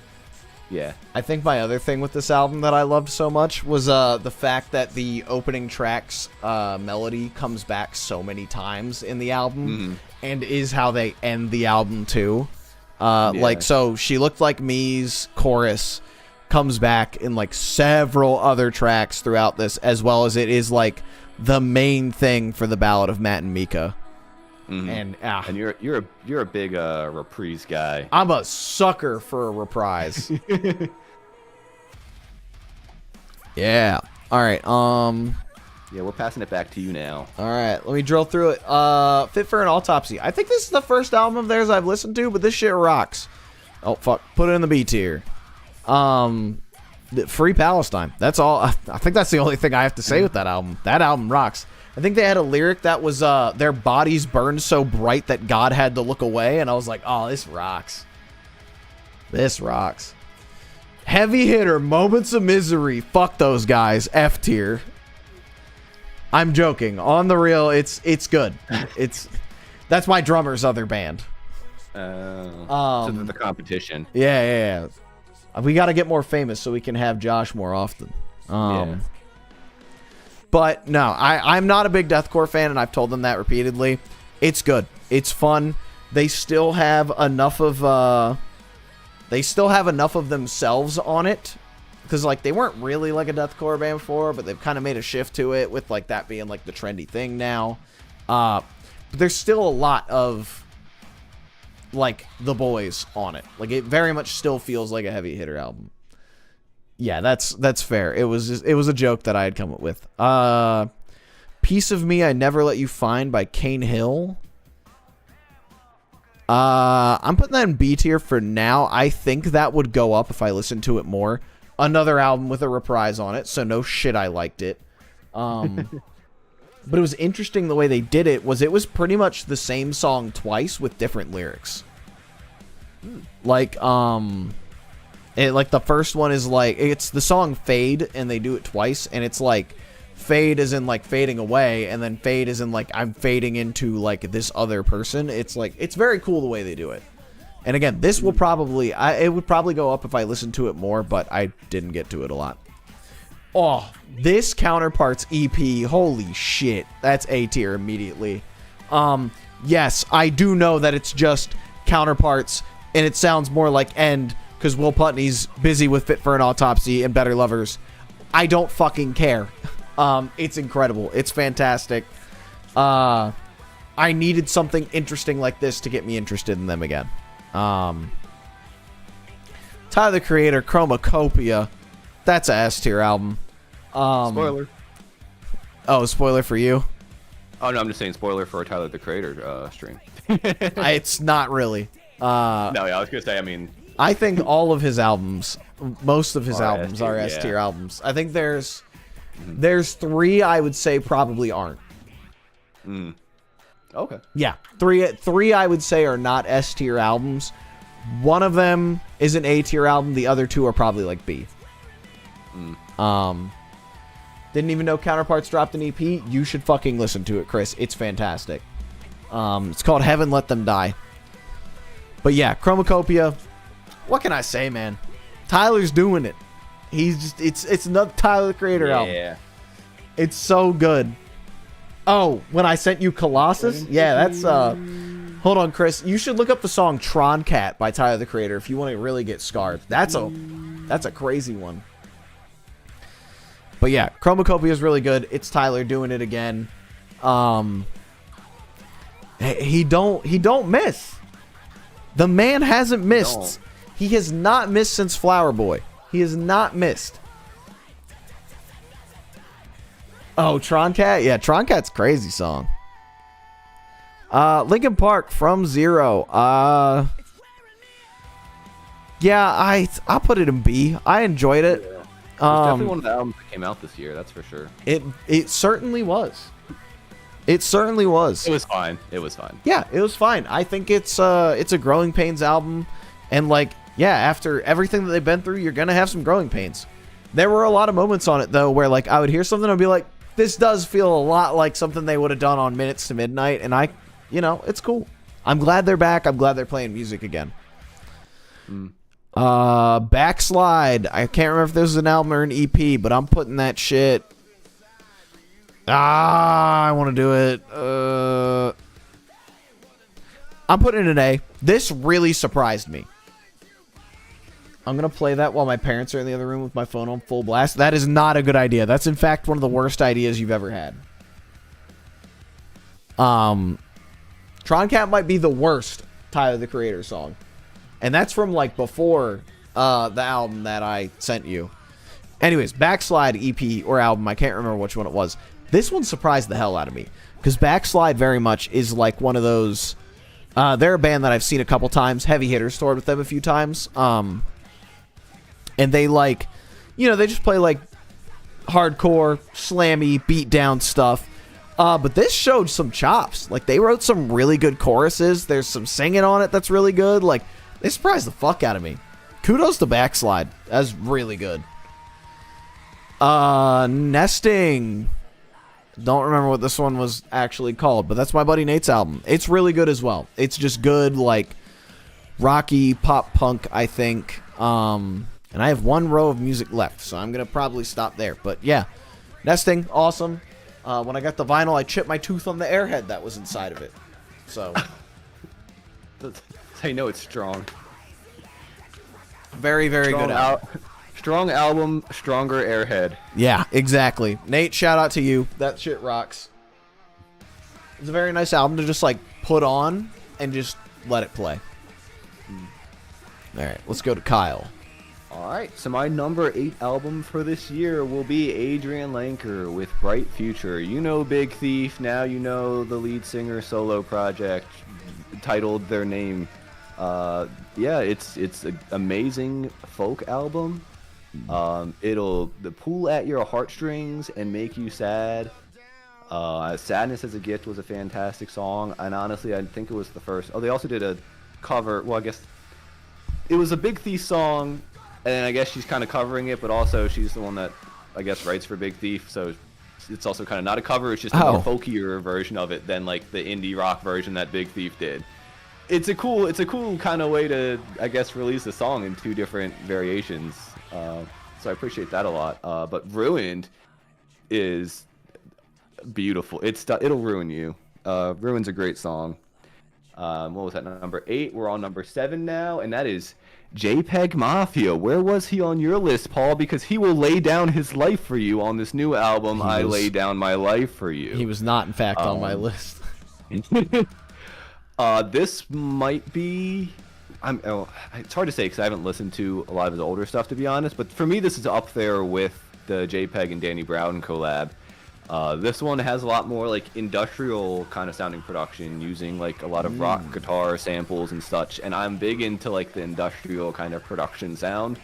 So this was right up my alley with some crazy songs. Also, 2 artists were featured. Oh, Buzzy Lee, I didn't know he was featured on here. I don't know who Vince that is, Staples, Denzel Curry. Holy Denzel shit. Curry, yeah. 2 artists that also put out, I didn't talk about the Denzel Curry album, but both put out great albums this year as well. Sin Miedo, the opening album, first, per usual, amazing opening lines to an album. If I was an NBA player, I would be Dylan Brooks, but worse. A fantastic line.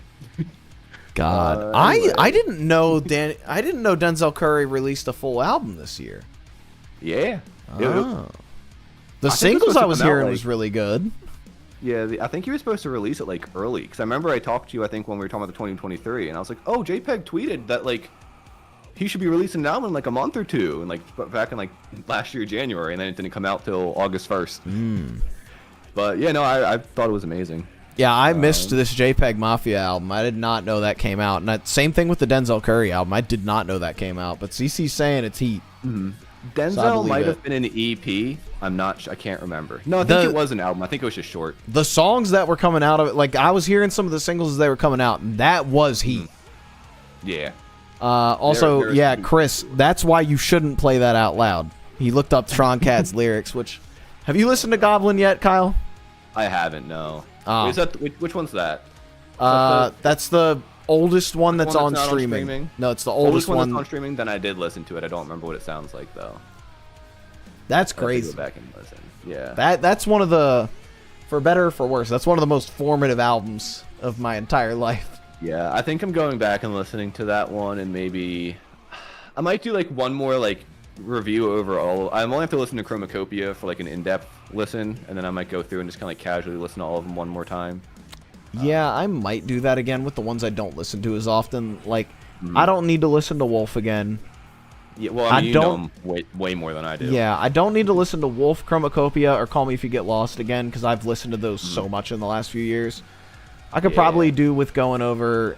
I don't think I'm going to listen to Goblin again. I've listened to that twice this year. And then... Yeah, like... what are the other ones?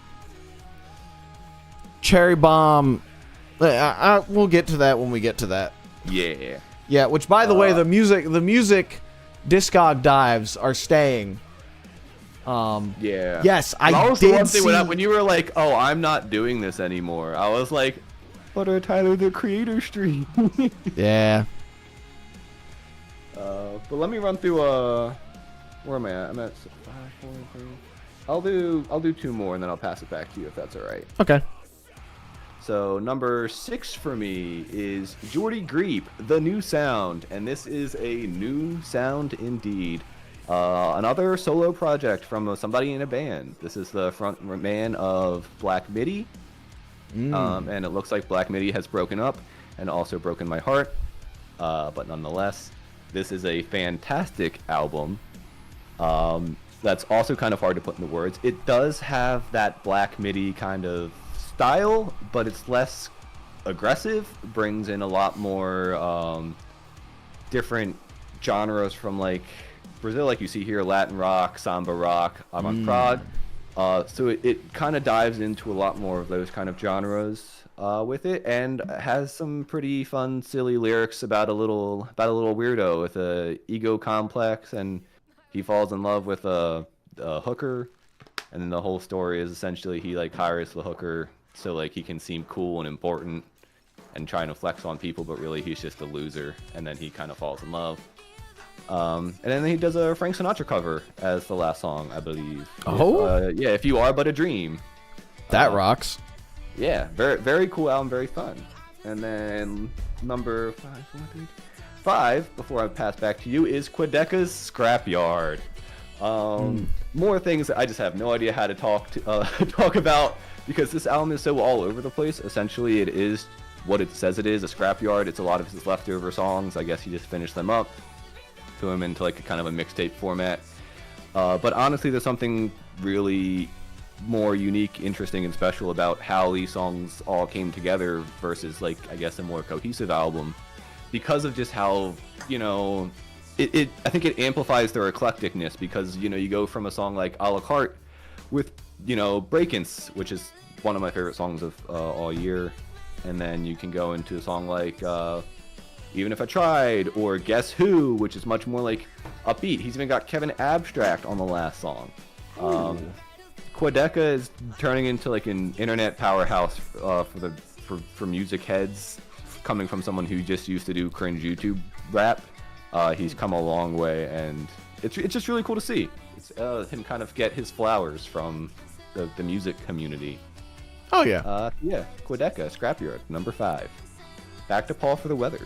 Nice.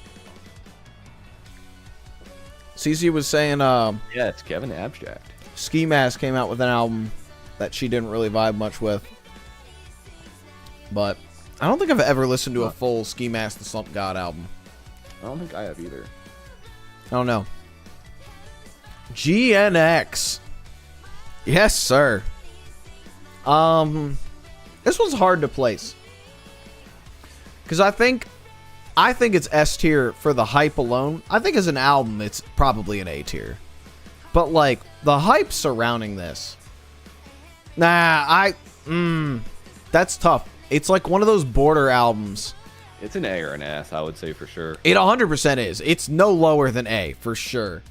I think I'm putting it in an A. I think the thing is, I would have loved another like very story based like Kendrick album, but I like watching him have fun.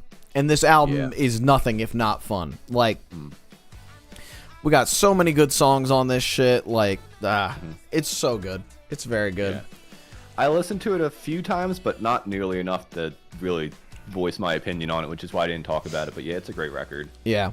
Ocean Grove album. Don't really remember anything. I know it was in fact an Ocean Grove album. That could mean anything though. Delilah. Fucking. I put that in the A tier. Surprise release at the end of the year. These are some buddies from down here in Florida. Members of my drummer's old band. That the vocalist got canceled and they broke up, but you know, they're all doing good shit, and like this shit rocks. There's a Bloodborne album or Bloodborne sample on it.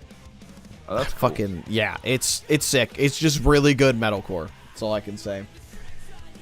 I would have loved it too, but I think him and everyone else knew that GNX was the album he had to release if he was going to release last year. Yeah, that's fair.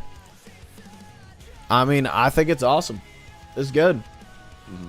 I don't think it's like an S. I don't think it stands up here with any of these. Is well, what also, I'm saying. I like it for the sake similar to kind of what Denzel Curry does too, where Denzel will kind of release a more sentimental, heartfelt album, and then a few years later, such as this past year, he'll release an album of just straight up bangers, where he's just like, I'm not saying anything meaningful, I'm having fun. Yeah, and I think it's sick that people can do that. Yeah. This Weeping Wound EP, it's good. I had to learn a song off of it. I'm assuming I didn't get the job as their bassist, but you know, I was auditioning for them at one point, and you know, had to learn some of their songs. It was fun. They're fun songs to play. That's kind of all I can give it. How far do you want me to go on this, Kyle? I have 4 more, and that'll be my top 4 of the year. So go as far as you'd like. Let me do one more, and then I'll do 4, give it back to you, and then do another 4. Okay. All right.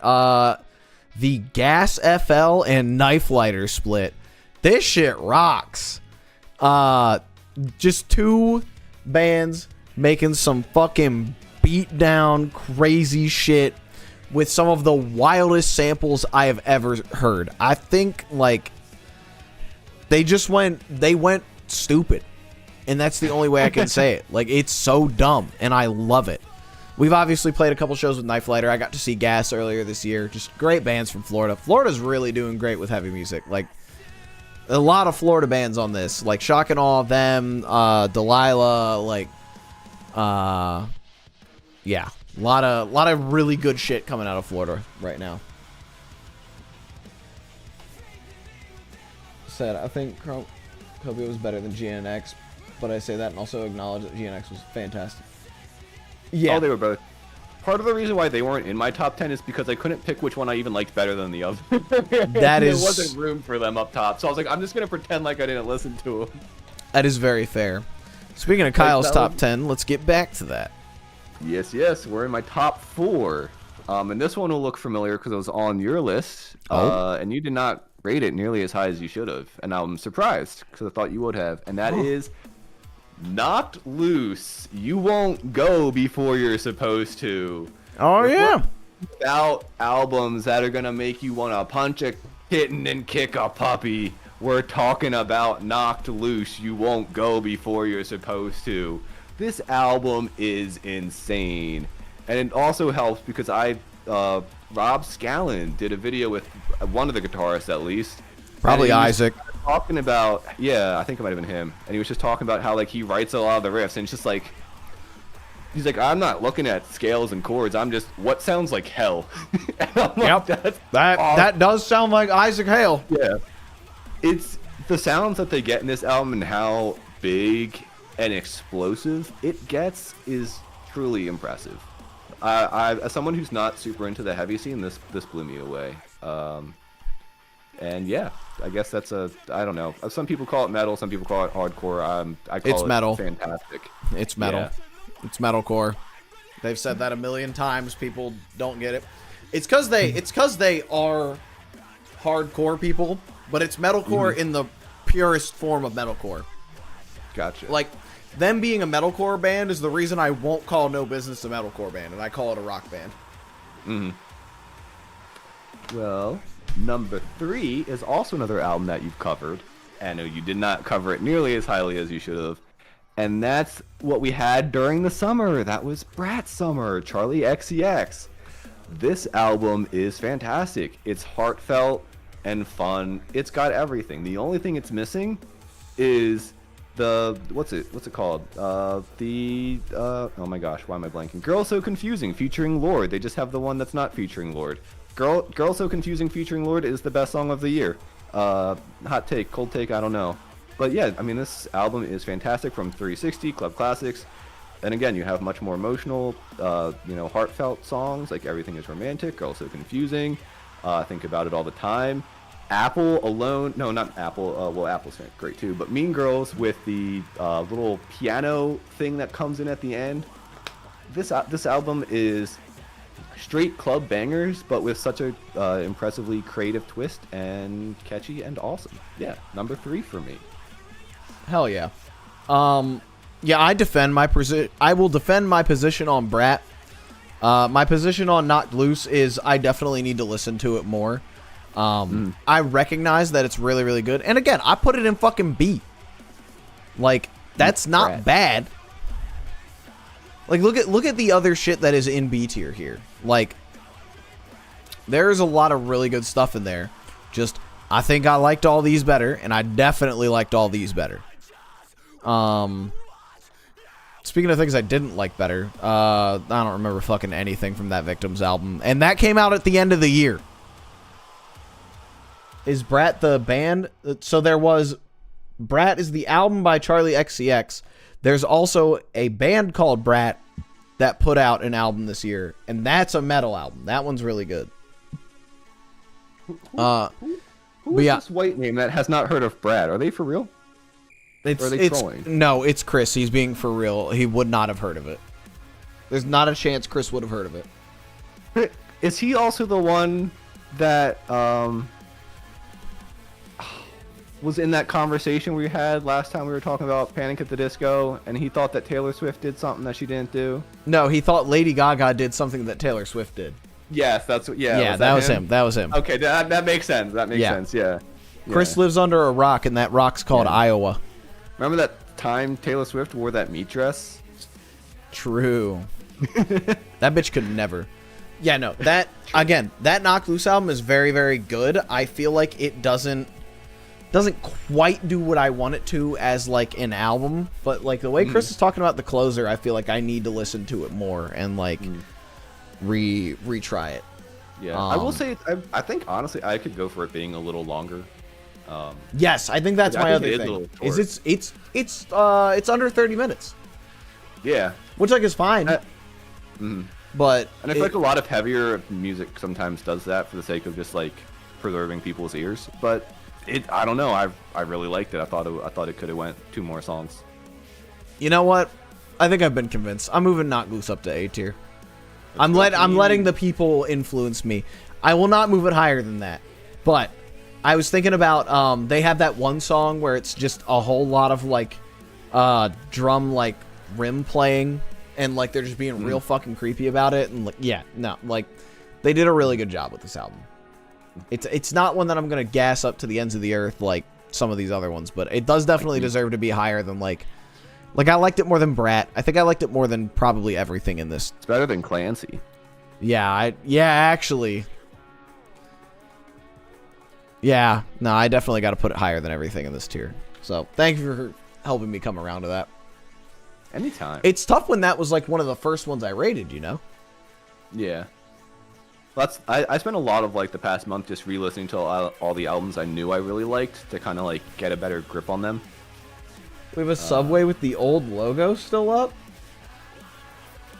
Subway got a new logo? I think that's how they closed the album. That's crazy. No, I think there's a song after that, unless that song's just long. Wait, what are we talking about? No, he was saying like because he lives in Midwest Iowa, he doesn't get to see anything. Oh, is he making a joke or a reference that I'm not getting? Yeah. Sorry, I'm a little yeah. Yeah. Anyways, Young Gravy, Serving Country. Yeah, that shit rocks. That's going in the A tier. Man, there was 3 artists this year that had like a country spin, on their typical formula, I guess you would call it, or like 3 albums that like went more in a country direction. That was like Bill Murray, Young Gravy, and Post Malone. And Beyonce. I didn't listen to the Beyonce one. It was But- good. Okay, that's good to know. Well, it was good. The reason I liked these two a lot more than the Post Malone one is the Post Malone one was just Austin Post singing country songs, whereas these two are, it's a Bill Murray album with a country spin on it. It's a Young Gravy album with a country spin on it. Like, it very much still felt like them, but like with like a little bit of a sprinkle of country in it. It wasn't like, you know, you went to a studio in Nashville, paid people a bunch of money to fucking write you country songs. You know? Many Eyes. I'm gonna put that one in B. I feel like I feel the same about this as I do about the Better Lovers album. I wanted more out of it. I think it's got potential to go places, and obviously, like, I'm a big sucker for Keith Buckley, which is the vocalist of Every Time I Die, who, like, split, like, him and the other members split and formed these two bands, but the closer on this album is really, really good, and I think that shows that they've got the chops to, like, take this even further. And then I guess last for this batch is Alligator Bites Never Heal, Dochi. I'm putting that in the S tier. I'm putting that in the S tier. That shit rocks. I was re-listening to that on the way home from work, so it's a little bit of recency bias, but I mean, for Denial is a River and Nissan Altima alone, I could put that shit in the S tier. Like, just, she making music. Have you heard Alter Ego by her? Is it on this album? It's not, Then for some no, reason. I haven't. You have listen to it right now. I know I said Girl So Confusing with featuring Lord is Song of the Year, but Alter Ego Dochi is like also Song of the Year and is absolutely fantastic. That's the song that got me hooked on Dochi, and then when this album came out, I was like, oh yeah. And now she's saying she's announcing an actual album this year. It's gonna be Dochi season. Found Alter I think Ego there's a- Swamp Mix? Okay, Alter Ego with I like Dochi. the regular one. I haven't listened to all the remixes, but I know there's a couple.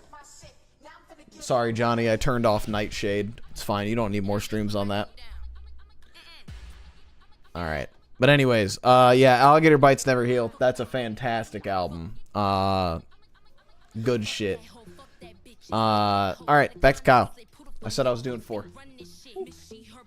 All right, I got 2 more. My top 2 of the year. Number 2, and honestly, like, these two are so close. But number 2 is The Last Dinner Party, Prelude to Ecstasy.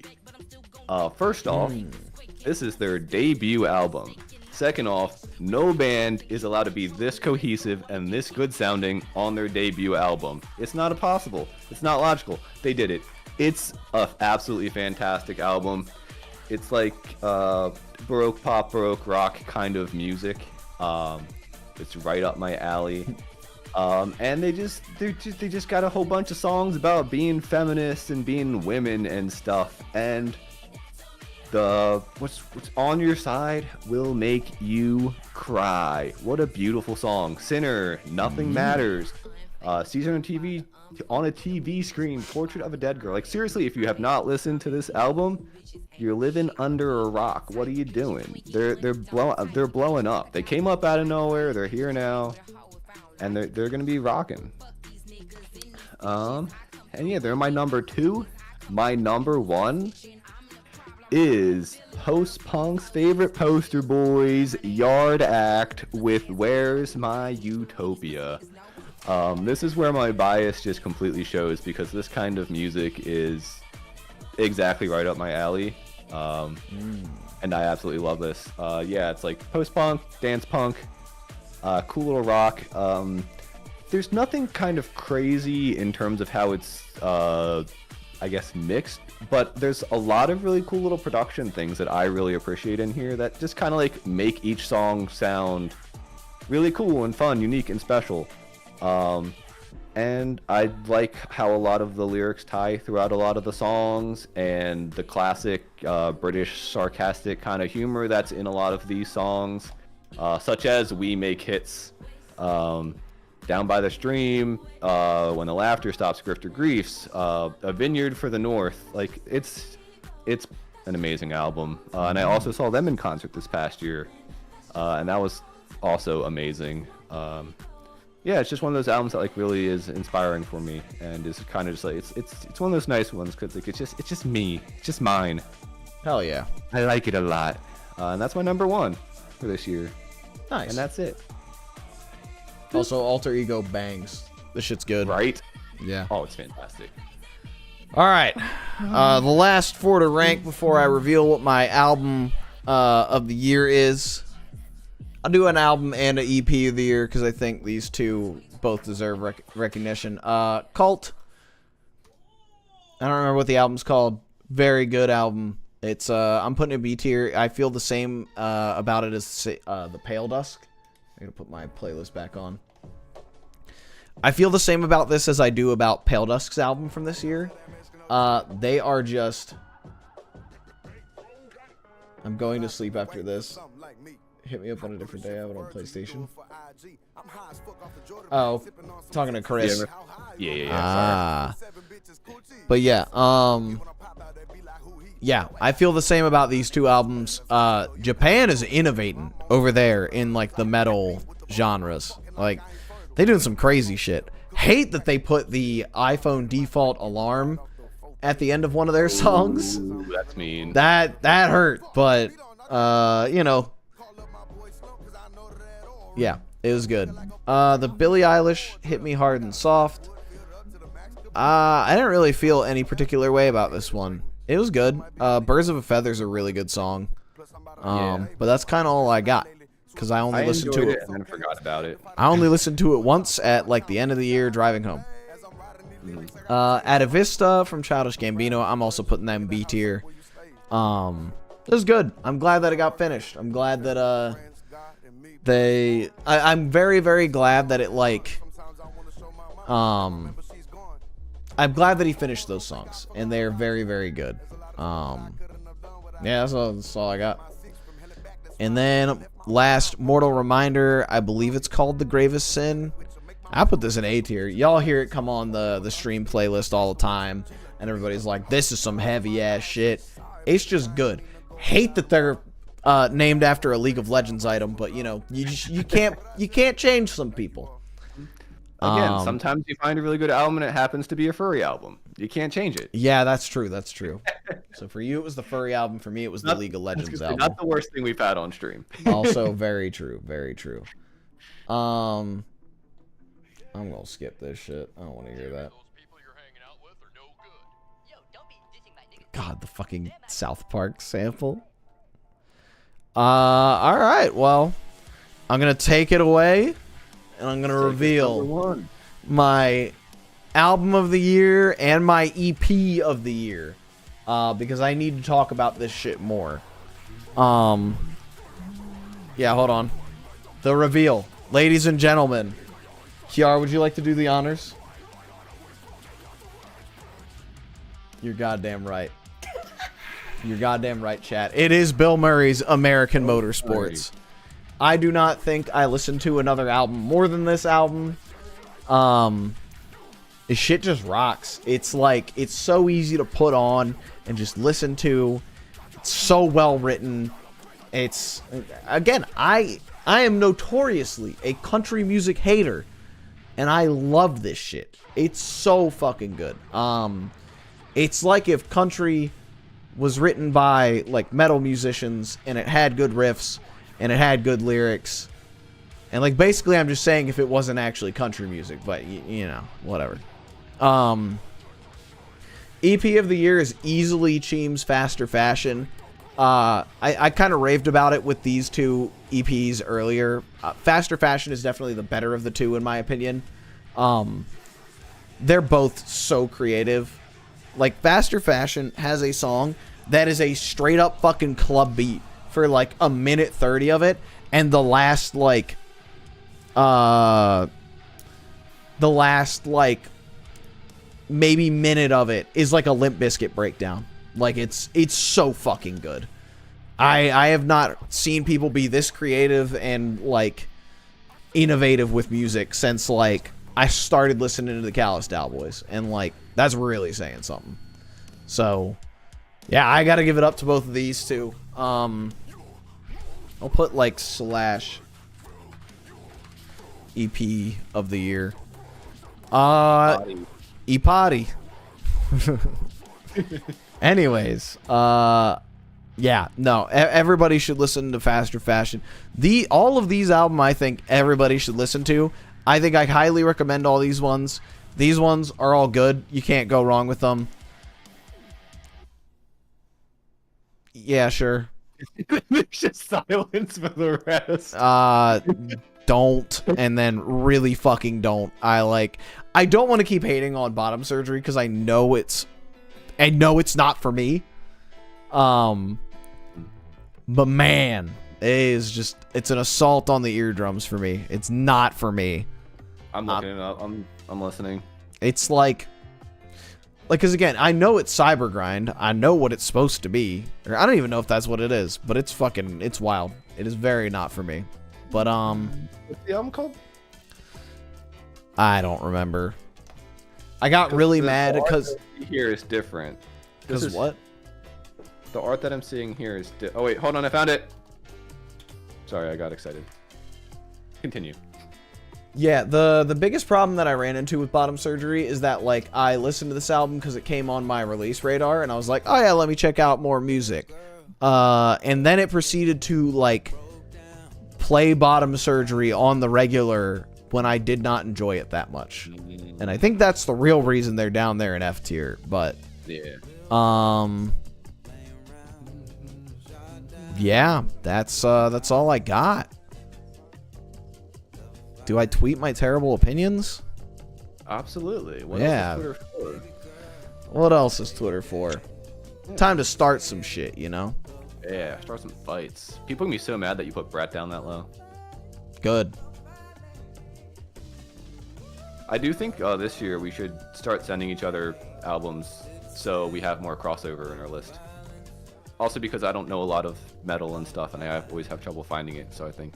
Yeah, if you want me to send you albums and stuff, I will gladly do it.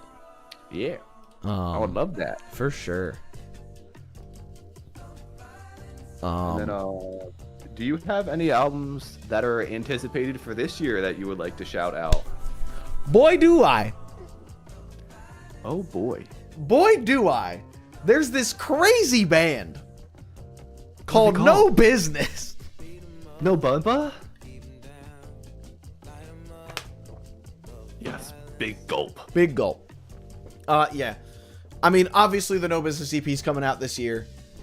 Chris just dropped the link in chat to pre-save the lead single, Dogma. I'm gonna snooze that ad. Is that a, Who the fuck just joined? Stream snitch. I'll allow that.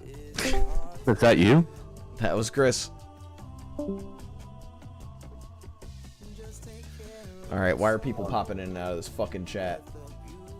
I'm gonna start beating people. Do it. Smack them upon the head. Good lord. Anyways, the albums that I am actually anticipating this year are the CqBwAfFlEs are definitely putting something out this year. They've said it a million times. They were in the studio like all of last year. And then New Johnny Booth. They haven't been as vocal about it, or at least I haven't heard them being as vocal about it, but they were definitely in the studio like later last year. So maybe we're getting an EP, maybe we're getting another album. I don't know, but we're getting New Johnny Booth either way, and those are like easily my two most anticipated like music things. Trying to think if there's anything like outside of like heavy music or like I could give you a recommendation for this coming Friday if you would like. Oh yeah? Oh yeah? This coming Friday, we have Rebecca Black releasing a new album. Really? She's got 2 singles out so far, and I honestly really have been enjoying them so far. So I'm looking forward to that this Friday. The Friday after, February 24th, I believe, FKA Twigs will arguably be releasing the album of the year in January. I've also been obsessed with those singles. I was gonna say, I've never listened to FKA Twigs, so... If you like listening to singles before albums, I highly recommend it, because I've listened to her last, I think it was a mixtape technically, her last album that she released in 22 or 21, and I thought it was good, but I wasn't blown away. But these past singles have been stunning. Like we had Brat Summer, now we're having Eusexua Winter. I don't know. Jesus. I know Mac Miller apparently is coming out with another posthumous album. Did I download these into here by accident? No. Sorry. And then I got my plug here. I got my iCup music. I got at least 4 or 5 iCup songs coming out at the beginning of each month. So at least until like May, if not June, there should be a song releasing at the beginning of each month. And then I'm working on some Stanley Bailey stuff, and that should hopefully be done. But Mac Miller did die. Yes, Mac Miller been dead. That's a posthumous album. Yeah. I felt weird listening to it. Like it sounded good at the one single. But I don't know. There's something a little weird about listening to it after he's dead. But I hope that they're not just like wringing him dry like some of these other artists get done to him. But anyway, yeah, Stanley Bailey should be releasing sometime this year. I've been working on some stuff, and I'm super excited. Hell yeah. So I'm cooking. I'm chefing.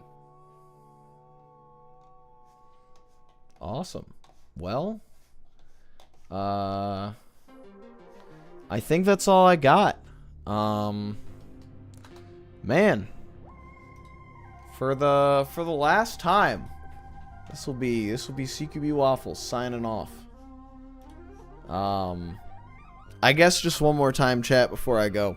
It's been a magical 4 years of streaming. That's it, huh? That's it. Again, like I said, you'll start to see things change over the next couple of days, especially with, like, the coming single release and, like, all of the press we're doing and, like, you know, all that shit. I got a lot going on right now. Do not expect any streams probably in January, unless I, like, find some time on a weekend or something. I'm very busy in January, but, yeah. New song coming out Monday. Fuck it, nobody's gonna watch this far. The second single comes out on Valentine's Day. The EP comes out on February 21st. Ooh. Only Chris and you will know, and the band, because they already know. But fucking nobody's gonna watch this VOD that late. So, yeah, no business making moves this year, blowing it up. That's all I got. Do you got anybody on to rate? Oh, I got somebody to rate. Hold on. I got this guy named CqBwAfFlEs on. Yeah, how true. I got Sierra plus Ultra. Which actually, tying it all together. Yes? I'm just here. Oh, okay. Actually, tying it all together, her album was... fuck, I closed the tab. I think it was in the A tier. I don't fucking remember. Her album was on there somewhere. She's in with Sales Ahead. Infinite Void. Don't remember. Let me pull it up before I fucking say incorrect things. Is it this one? Nope. Her album was in the B tier. Do not tell her that.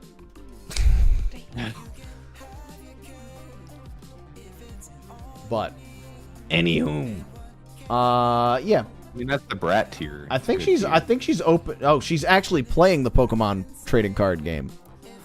Ooh. But I always wanted to learn how to play. Yeah. Anyways, we're raiding out to Sierra plus Ultra. Thank you for hanging out, chat. I really appreciate y'all. And see you never, I guess. See you again as No Business. The official No Business channel. Yeah, see you in a month probably. We'll see what happens. Whenever we do the Tyler the Creator stream. Yes. Whenever we get to that. Whenever we find some time. Yeah. But yeah, peace out. Please show Sierra a good time. Later. Bye. All right, Kyle. He's engaged. I am engaged.